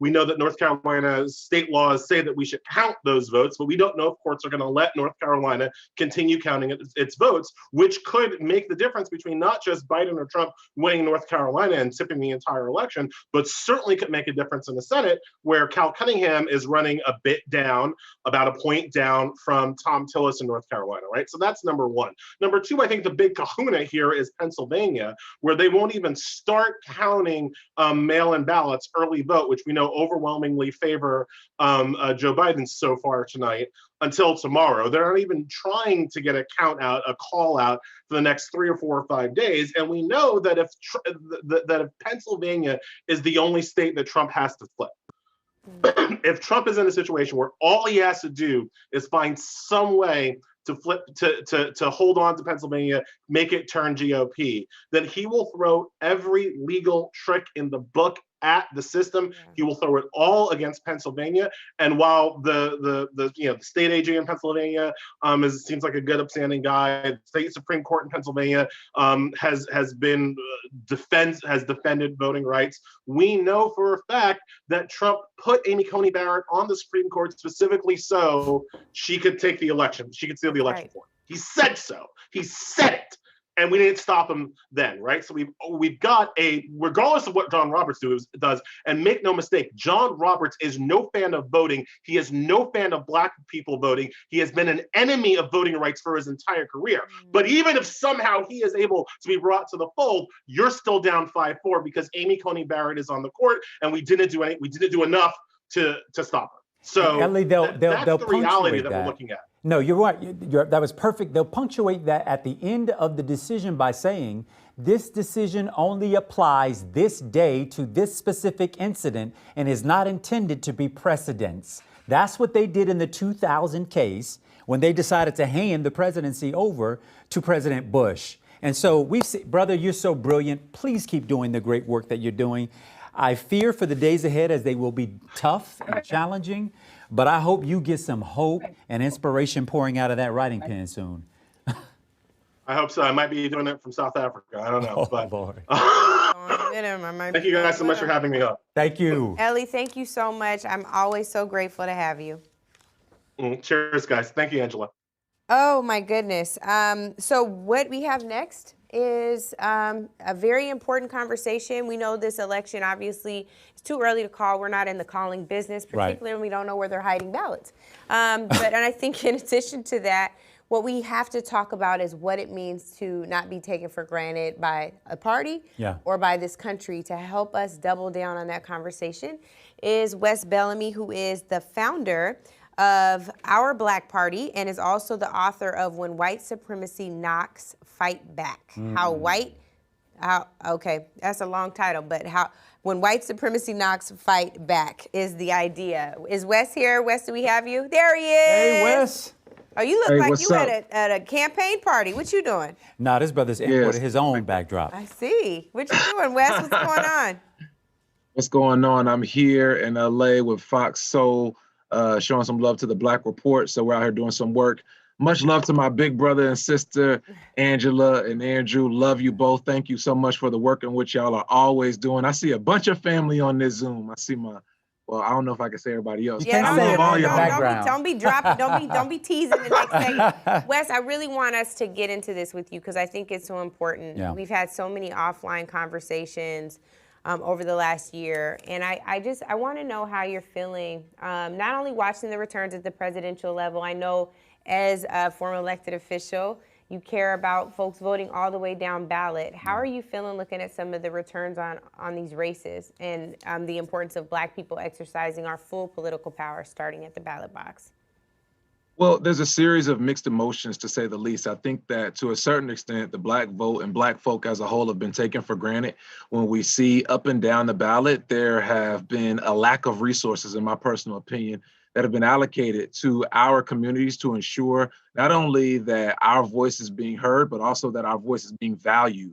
And when we look at some of the courting process, quote unquote, as my grandmother would say, I don't believe that Black folk and the Black vote as a whole, whether that be the Black male vote, whether that be the Black woman vote, whether that be the Black trans vote, however we describe it, has been courted, quote unquote, the way in which and for us to be made felt valued in the way in which we should have been. And for that reason, I think it's important for all of us to not only understand our power, but commit ourselves to ensuring that we are going to put ourselves first. We're going to put our politics first. We're going to put our needs first. And in order for us to do so, we must explore the idea, and I hope that everyone would join us as we've recently launched and kicked off again, our Black Party. We're not saying that we're our own quote unquote third political party at this moment in time, but we do have the ability to move as the culture needs us to. And if there was ever a time for us to ensure that we center ourselves, that we own our politics, it's now. Brother, you won't get a bigger cosign from me than you will in this very moment that we're sitting in, because I have been, for the majority of my life as a public, when serving in public office, the person who really tried very hard to diminish the differences so that we could focus on the places that we had in common. And the risk, or rather the consequence of that, is that all cards aren't created equal. We're not all being treated the same outside of this space. So as utopic as we like to make it, there are some systemic differences that exist that produce outcomes that they're designed to produce, not by accident, but because they were built on structures designed to minimize a group of people based off the color of their skin, period, full stop, enough said. And I think we've got to become bolder in that conversation. So my question to you is, how do we make sure that with a revolutionary step as a Black party, that we don't allow ourselves to then get further bifurcated and divided to the point where our agenda doesn't get addressed again, and we get tokenized because, like Trump did, he don't need us all. He just needs 10% of us to go the right way. Right. Well, one of the things that I've learned, and I'll be honest, one of the things I've learned from yourself, from Angela, from a lot of folks who I consider to be older brothers and sisters, is understanding and doing the hard work of realizing that Black folk are not a monolithic group. Right. And because we're not a monolithic group, it is okay for us to have different ideologies. It's okay for us to have different opinions. It's okay for us to have different ways and different routes for us to achieve our overall goal, which in my personal opinion, for every Black person, is to feel free. I think no matter who you are, we want to feel free. We want to be liberated. And what freedom and liberation looks like for all of us may be different, but we all want to feel valued. We all want to feel free. We all want to be in control of ourselves. I fundamentally believe that. So when you ask the question of how do we move forward with a revolutionary step like building our own party, it's having a very challenging conversation with ourselves to say that we're willing to put our egos to the side. That goes for each and every single one of us, elected, non-elected, activist, organizer, pastor, preacher, gay, Black, straight, cis, whatever. All of us are willing to put aside our collective egos to do for the betterment of our people. And it's something that we have seen repeatedly, like different parties, and I'm not going to call out one particular one, but as we've seen different parties not value us, I think now more than ever, it's time for us to say we're going to come together to value ourselves. Our Black Party, we work hand in hand, and we're in full support of the Black Futures Lab, Black to the Future 2020 agenda. We think that they have a phenomenal piece of work. We show love and support to the Black Futures movement, we show love and support to Black Lives Matter. We show love and support to several of the groups who are on the ground doing work. And we think collectively that's what it's going to take. Until freedom, Black voters matter, Black lives matter, our Black Party, all of us working together to do what we can to move our people forward. Wes, and let me ask you, Andrew raised a great point about us becoming further bifurcated or further divided. One thing that we never hear that about is on the Republican side, when the Tea Party wanted to ensure that the conservatives became more conservative and address their issues, there was no challenge there about whether or not they would be more divided. They took their issues front and center. How do you see our Black Party being compared to a Tea Party-like system or party entity? Well, I think undoubtedly that is what will happen. And we've seen since our launch in July, essentially that happens. Some folks say, well, this is kind of another faction or is similar to the Tea Party. And I think that's okay. That's fine. If that's how people want to identify us, then so be it. But as you alluded to, whenever you see, I'm just going to call a spade, white folk doing this kind of work, when they put themselves first, when they say that they're going to mobilize for themselves, there's not any issue. It's only when Black folk decide to put ourselves first where we see the quote unquote stake of we're being divided. And I just want to be clear, America has never been united. America has never put Black folk first. And if we don't do so now, it never will happen. Let's put our politics first. Before you were Republican, before you were a Democrat, before you were independent, you were Black. And there's nothing wrong with Black folk owning our politics. So join us, www.ourblackparty.org. Wes. With that. Good to put eyes on you, brother. I'm so proud for you. Looking forward to following up, doing whatever we can. This is the work begins. Yes, So if this thing electorally didn't go where we want it, we got a job to do. Yeah, we do. We have a job starting right now. Wes, you've given us our marching orders. We love you. Thank you so much. Thanks, man. Be safe. Love you both. Thank you. Love you back, man. Joining us now. Oh, we on a marathon. Well, and here's the thing, Yeah. Andrew, before we go into this next panel, you said something so powerful. Y'all, Andrew's my brother for real, so I want to say that. You said something so powerful when we were talking about what we hoped for this coverage to be. And in a moment where we knew things could go not so much our way, I don't think we thought it would be this close. It's just triggering. But in that, I remember you talking about reimagining. And there are some people here to help us reimagine an America that truly serves us and Jackson and Caroline and Davis and all of these kids. There's some folks already here to talk with us. And so I just want to bring them in because they do the work every single day. And in a moment where we need y'all to encourage us. Make us feel better. We know we're speaking for the folks at home. We have joining us now Rekia Lumumba, activist and founder of People's Advocacy Institute and part of Movement for Black Lives. We have Alicia Garza, the co-founder or co-creator, she says, of Black Lives Matter and founder of Black Futures Lab and all the dope work with Black to the Future. And finally, my other dad, Dr. Michael Eric Dyson. She's aging you. She meant to say her brother. No, he knows that's my dad. He said that online. I'm good.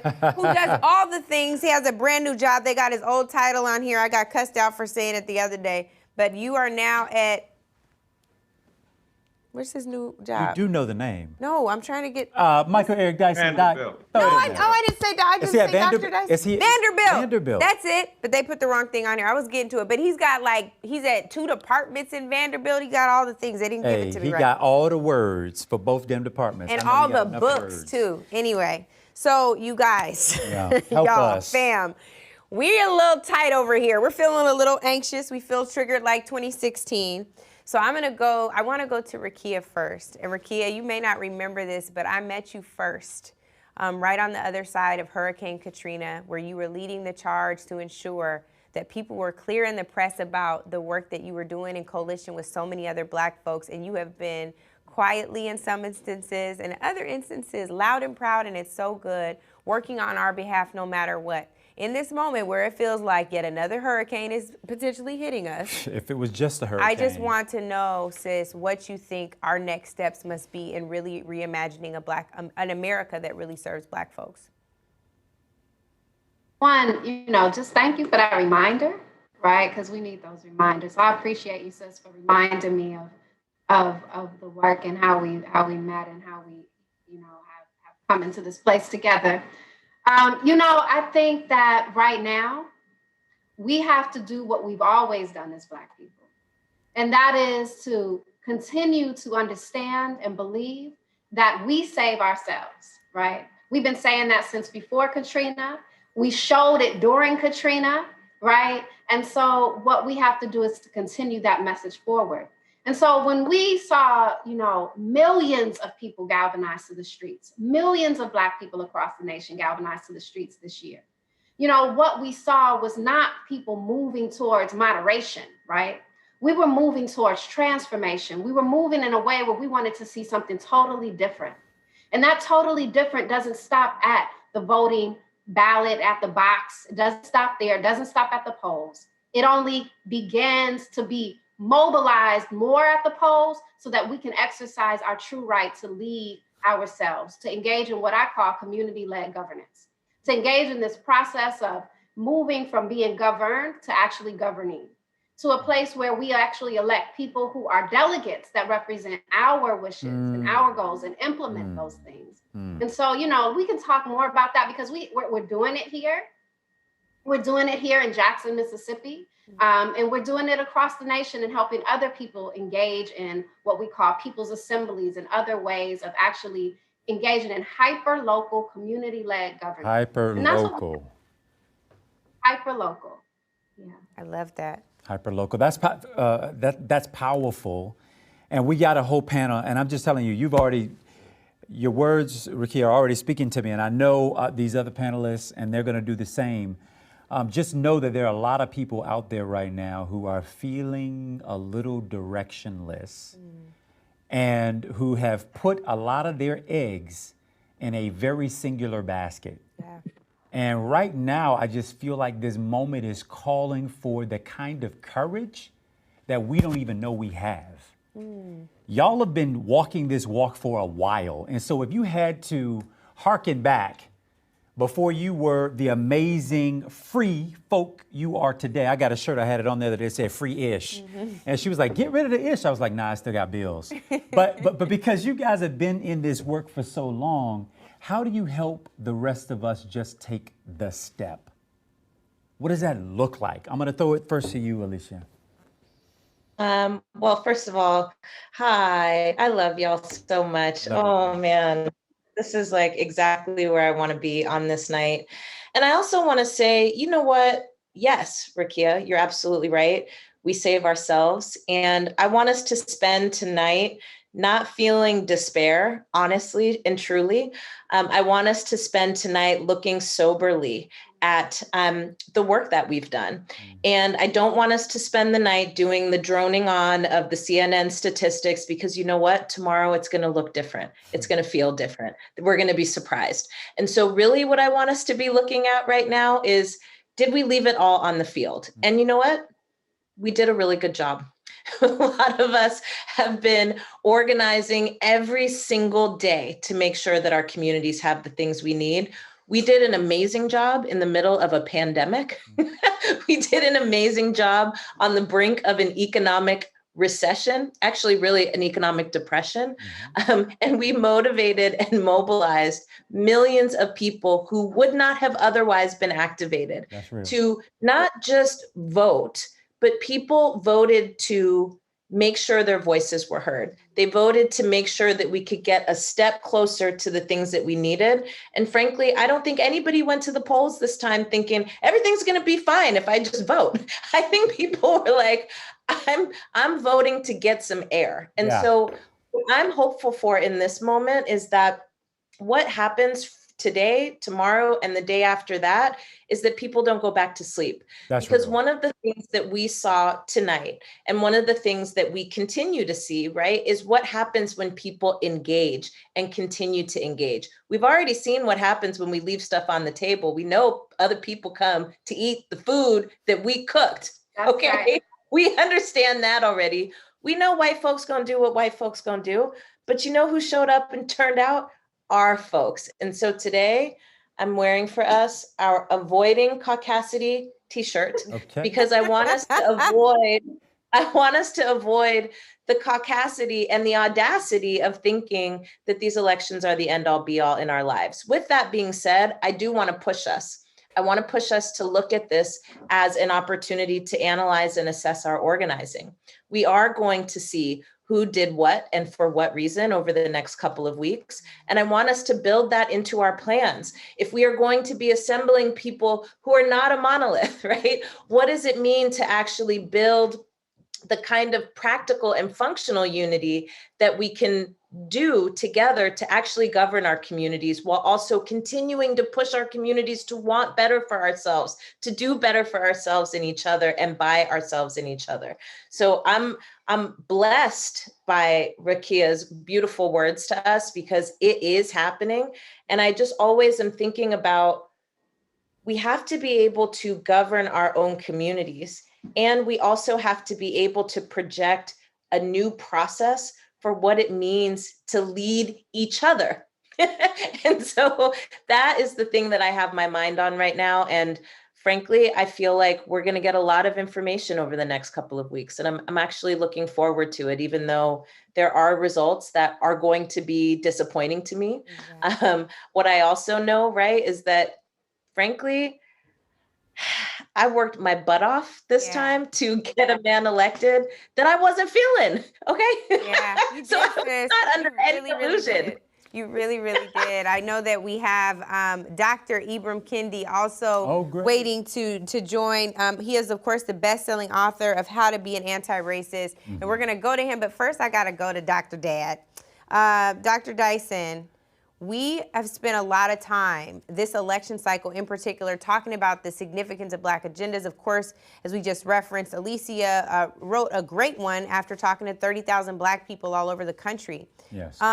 Isn't it time for the two parties who are the big parties in this country courting voters, particularly Black voters, to really answer to what our demands and our requirements are for survival, freedom, and liberation? Well, absolutely. First of all, it's great to be here with such an august panel, younger folk. Being a gray-haired old man, hanging out with you young Wunderkinds is a beautiful thing. You know, you're gonna use a lot of words. The thing is, Howard Thurman, the great African-American mystic, said, refuse the temptation to reduce your dreams to the event which is before you, right? So he said, either you can be a prisoner of the event or you can be a prisoner of hope. Because he said our slave foreparents with the long rolls of cotton and the rawhide whip of the overseer cracking against our flesh, they imagined a future that was nearly impossible at the moment of conception.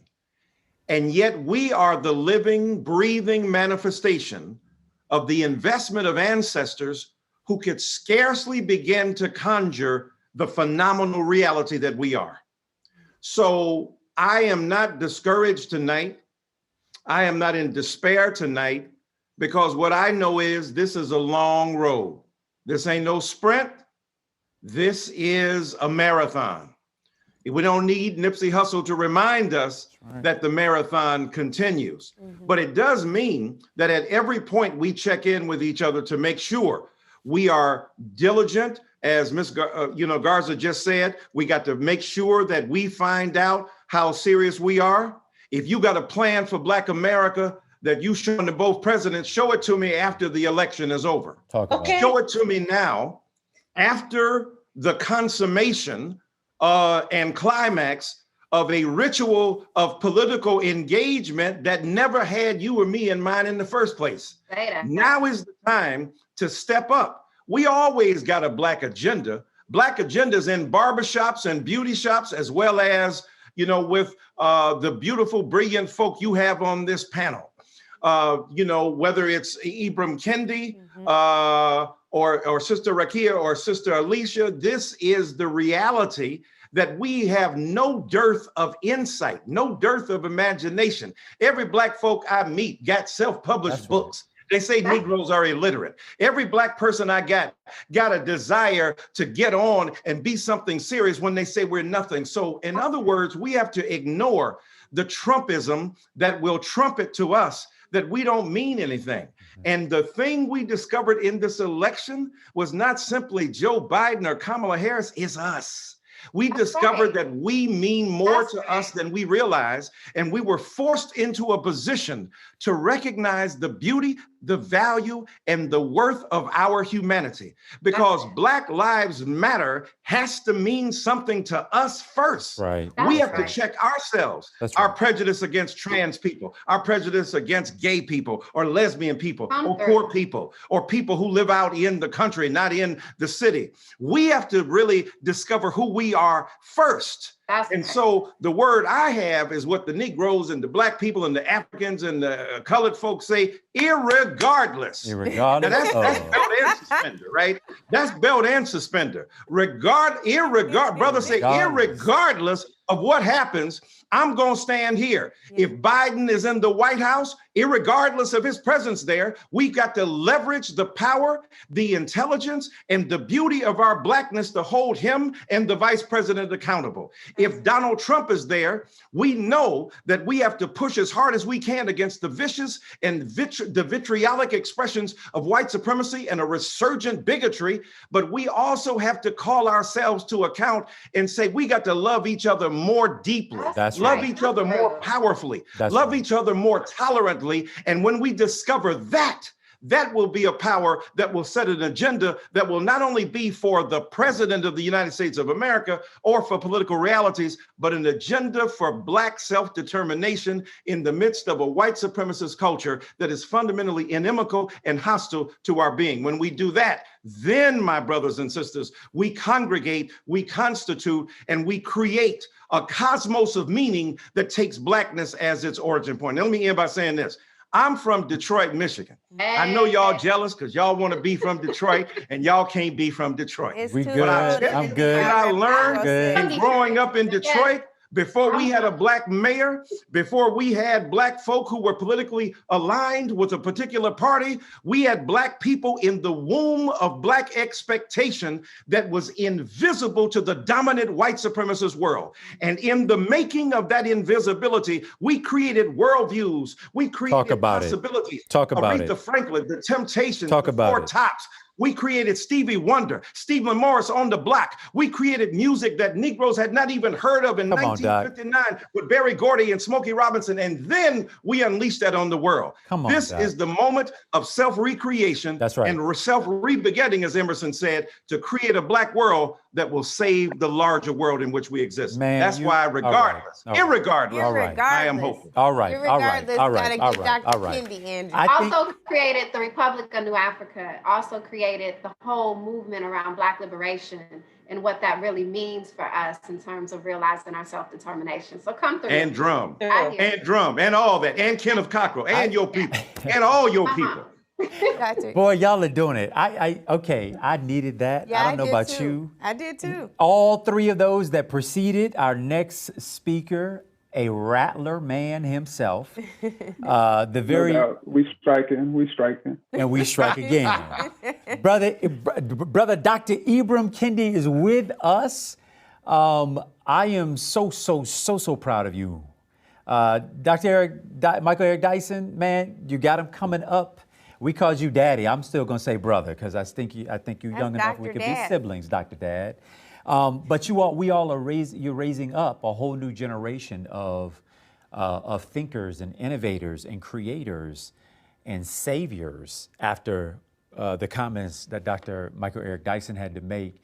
I'm feeling like we gotta all be more self-determinative, and that we're all gonna have to learn to practice much greater radical self-love for ourselves and for our specific community. How to be an anti-racist. Yes. Doc, tell me, how'd you start there? Where do you feel, where do you feel the gumption of being able to help educate the majority population on the fact that you just can't say, I'm not something, but how you go further to be anti what that thing is? Can you talk us through a little bit the titling, but really more than that, all that is working underneath that? Such an inspiring piece of work. Well, I mean, let me just say I'm just truly honored to be a part of this panel, and like Alicia said, there's nowhere I'd rather be than with each of you. And in many ways, I've realized that, I wrote that book, but in many ways, Donald Trump wrote the book for me, because in many ways, for 4 years, at the same time he was, splitting up families at the border. At the same time, he was saying Black people live in hell. At the same time, he was demeaning Latinx countries and certainly countries in Africa. At the same time, he was calling majority Black Baltimore a rat and rodent infested mess where no human being would want to live in. At the same time, he was demeaning Black woman journalist after Black woman journalist, he was also saying, I'm the least racist person there is anywhere in the world. He was also saying, I'm the least racist person you've ever interviewed. I'm the least racist person you've ever encountered. I'm the least racist person you've ever met. And then he had the audacity to tell everybody, when everybody was watching, I'm the least racist person in the room. And then he said it twice. To right? a Black moderator. To a Black moderator, right? And I think what many white Americans saw was themselves. That indeed, when they were saying there was something lazy about Black people, when they were saying Black people were dangerous, when they were saying Black people should be getting killed by the police more, when they were saying, of course, there's going to be a racial wealth gap because Black people won't save. And then we were challenging him as being racist. And then they were responding, no, I'm not racist. They were, in a sense, sounding just like Donald Trump. And so in many ways, they were mirroring sort of the very person that they were calling racist. Yeah. And so what that means is indeed this sort of denial that they saw in Trump, they saw in themselves. And I think in many ways, one of the things that I've been trying to communicate to them and to really all of us, that indeed that denial is at the heartbeat of racism itself. Slave traders, slaveholders, Jim Crow segregationists, lynchers, Jim Crow, I mean, you name the people, they denied that they were racist.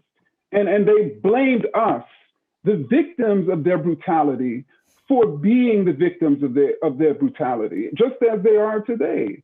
And so in many ways, we need to sort of think differently. We need to be differently. We need to be anti-racist. We have to be willing, particularly white folks, to confess and acknowledge and recognize and admit the ways in which their country is being racist, the way in which they're being racist, because how could they ever move to a different place conceptually? How can we even transform this country if people are swearing because one person got elected to one office in 2008 that suddenly the country is no longer racist? Exactly.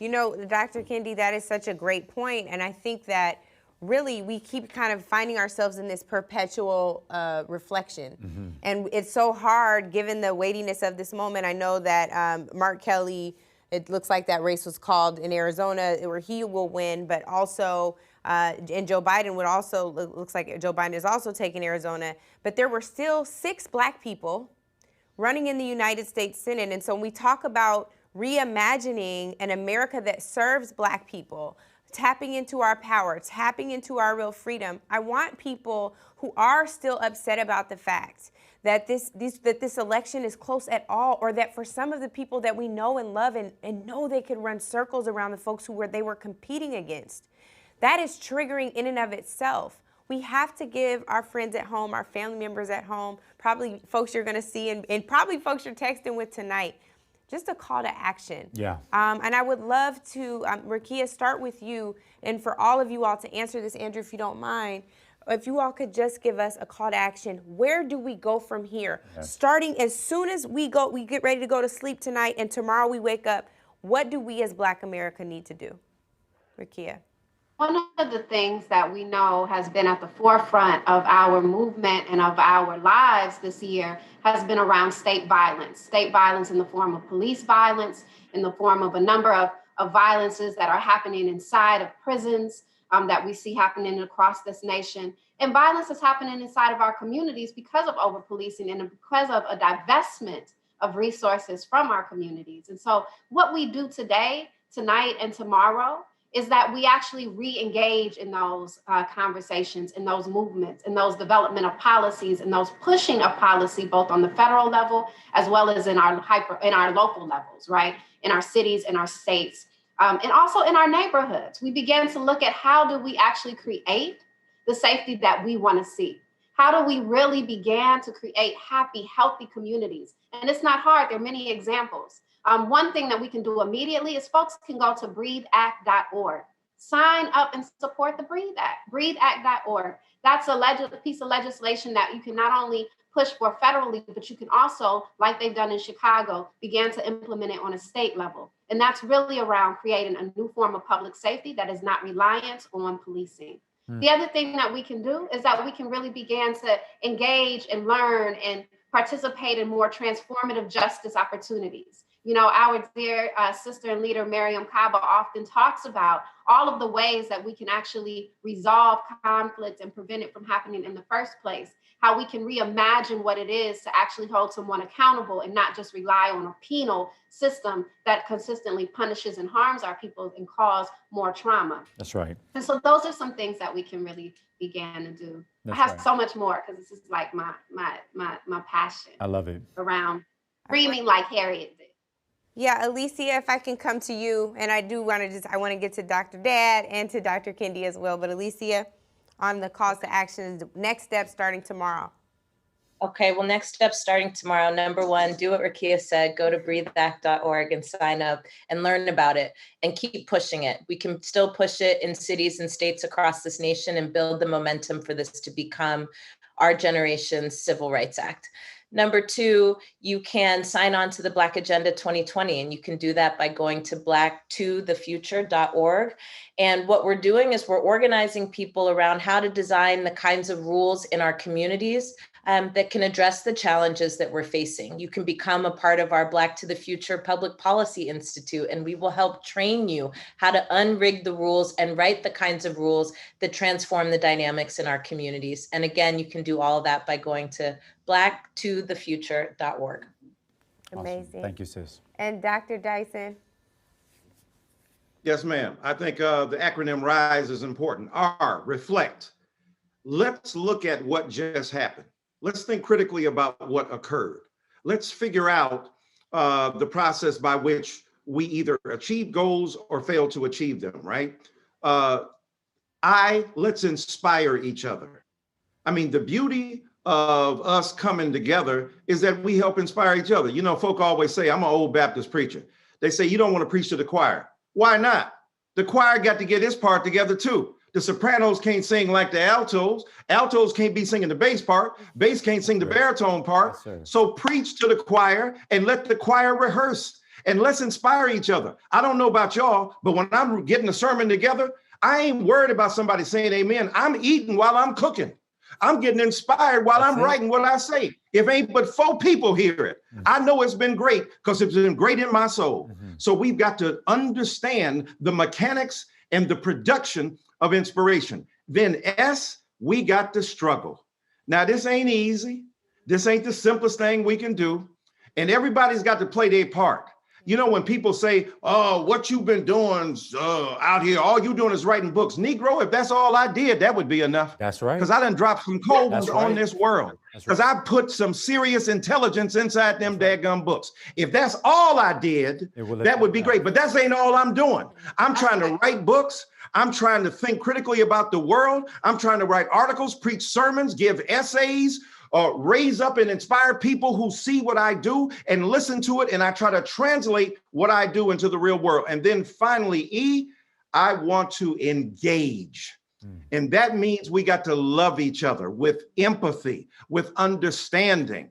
Yes, there are a lot of people I disagree with. Yes, there are a lot of people even within our Black circles who want to throw down on each other and hurt each other. And this is why, and I know I've been on panels with Sister Garza, and I always say, this is why I want to criticize cancel culture. It's not that I'm against holding people accountable, but dadgummit, everybody is a human being who messes up. So if we can figure a way not to cancel culture, but to engage each other with empathy and love, hold each other accountable, make sure that we are telling each other the right things to do and the right things to be. But to engage each other with empathy means at the end of the day, even if the person we don't want to win wins, we know that there's a larger battle to be fought. And if we engage each other with empathy, we can transform the circles in which we live, and it becomes a widening gyre of potential transformation in which we participate. If we do that, and end by saying Black love is always called for. If we love each other, that's the most radical force in this world. Black love has transformed this country, and it will continue to transform this country today. That's so good. Dr. Kendi, from you, your calls to action or call to action.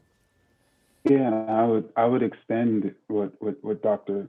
Dyson stated, and in that I think that really the only thing wrong with with Black people is that we think something is wrong with Black people, and that we truly need to free ourselves of our anti-Blackness. And what that means is for us to realize there's nothing wrong with Black women. There's nothing wrong with Black transgender women. There's nothing wrong with Black poor people.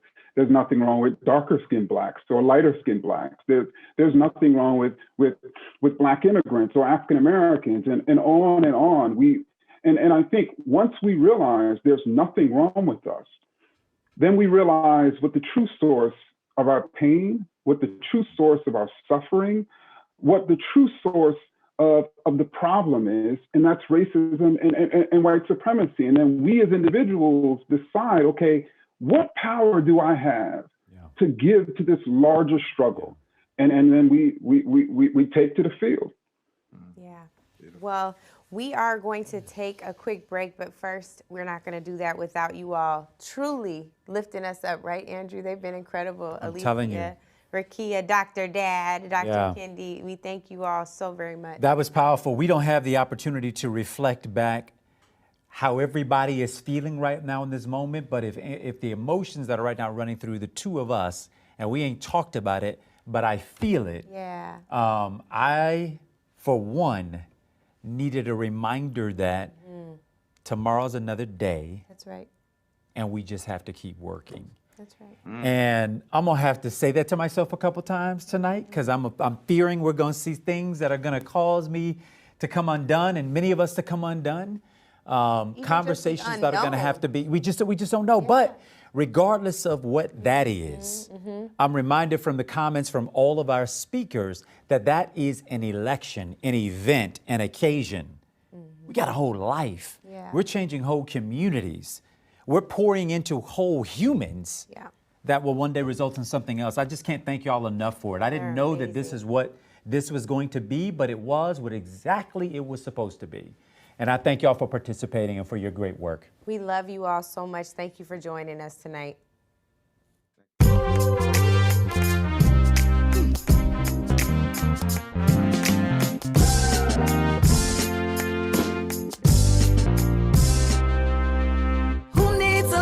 Love today?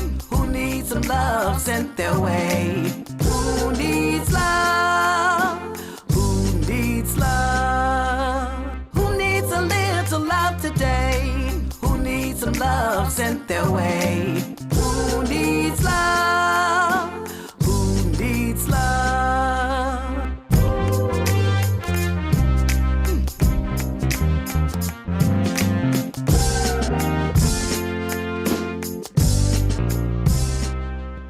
Hey, well, here's the thing. Yeah. We knew that we could not go in dictating the outcome of this election. That's Andrew. We knew 2016 was an upset. Yeah. Of course, we're not there yet in 2020, but what is upsetting, and I think that it's fine for us to be in our truth here, or our truths to the extent that they're divergent, it's unsettling that there are states that are too close to call. Or you're like mine, that is practically done, but I'll wait for the official, And that too. And it's unsettling that, whether it's a Senate race, where they're spending millions of dollars, and you know that you can help in some ways, but maybe outreach wasn't made, not just to you, but to so many other folks who are similarly situated. Right.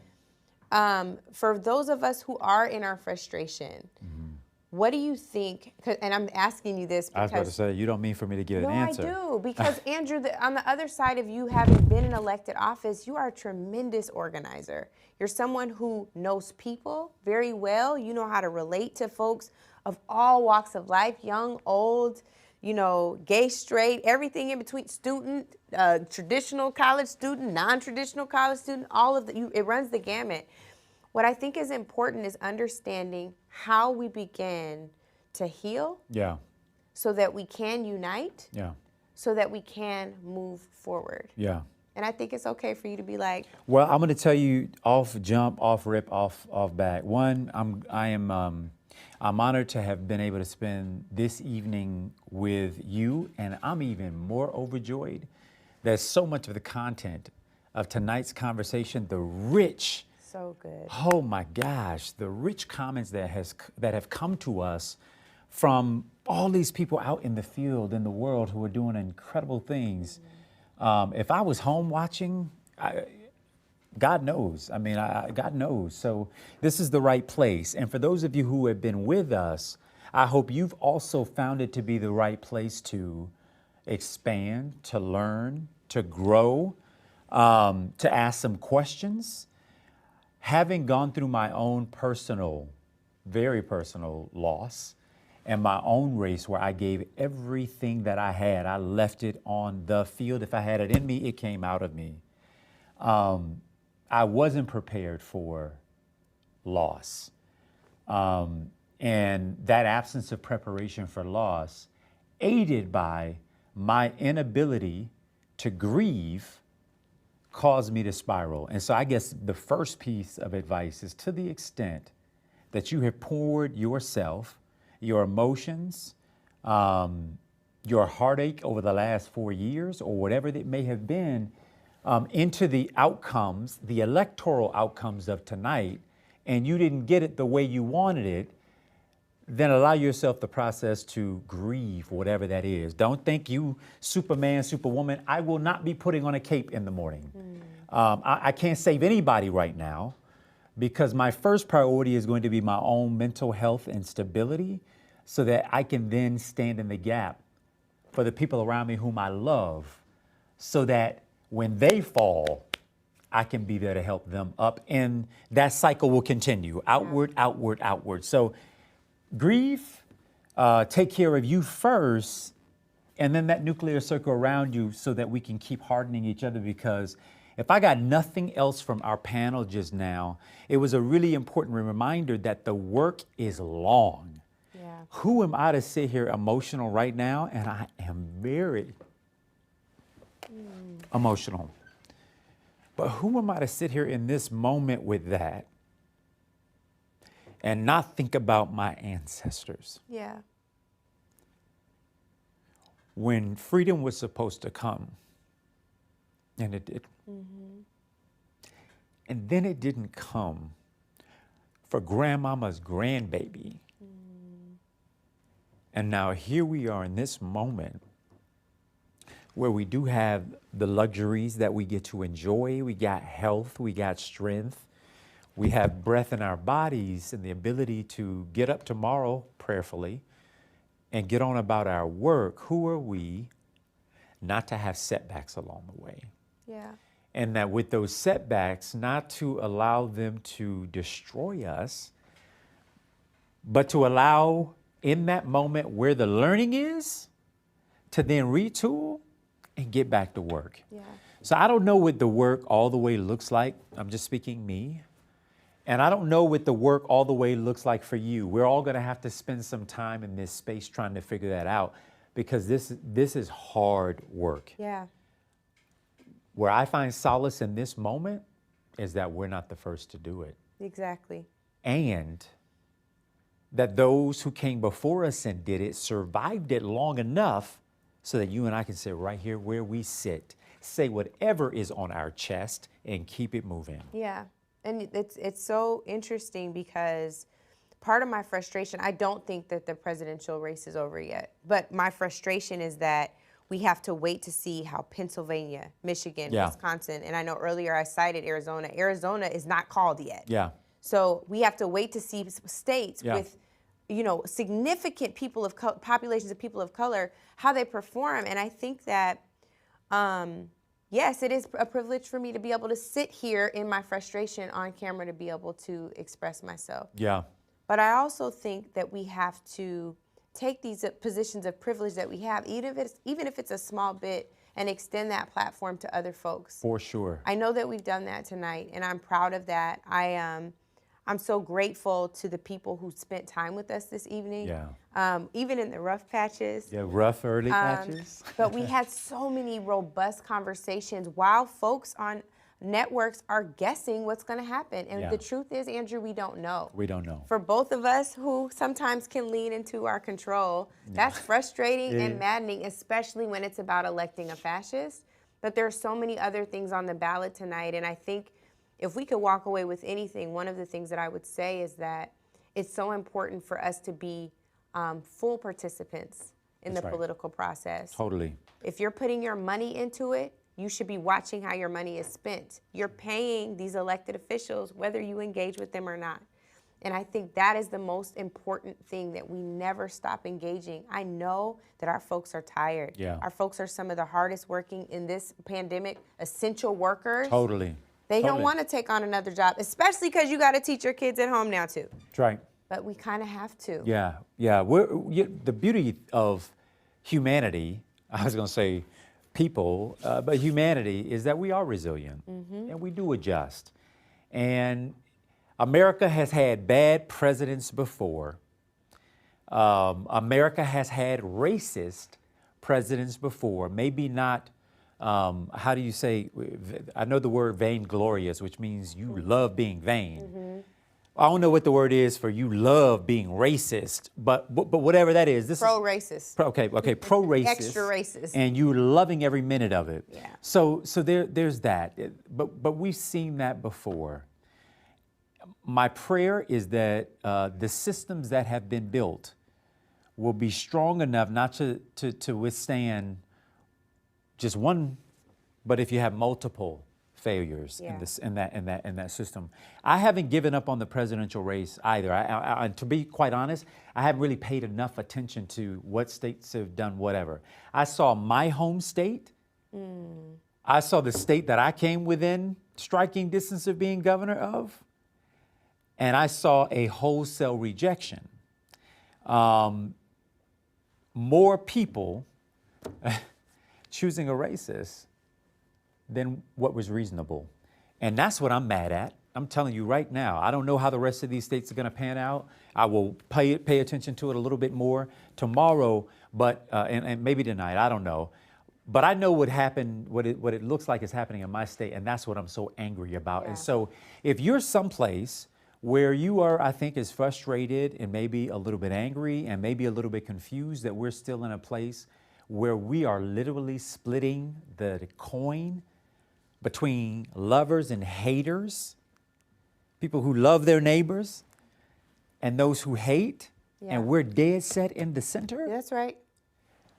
We've got to figure out how we bring some more folks to our side. And I'm going to have to practice what Dr. Dyson said. He said we have to love radically. Yeah. It's going to be real hard right now to love radically.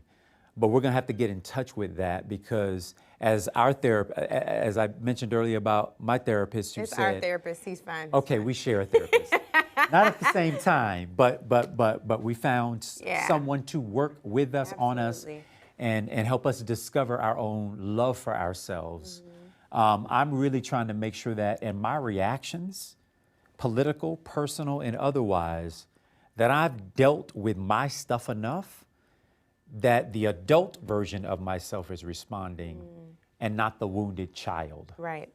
There's a wounded child that still exists that is feeling judged, rejected, not loved.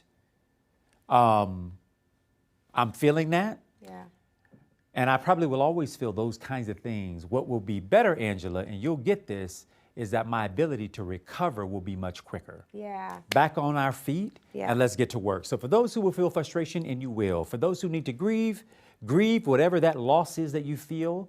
Don't try to hide it, because it will come out. That's right. And then the goal is whatever those things that pull you in that destructive direction that leaves you hopeless and in shame, that your ability to dismiss it and recover from it will be a lot quicker, that you can get back to the work. It ain't gonna be easy, but let's get back to the work. Let's definitely get back to the work. We have to take this moment to just thank our partners, everybody who streamed. We so appreciate it. All of you at home, thank you so much for watching. A special thank you to BET.com, our digital partner tonight, for the segments with Mark Lamont Hill, our good brother. All of our panelists, all of the word, spiritually, what we need to do tomorrow, that activism and organizing work. For everyone who saw some progress tonight, we are with you.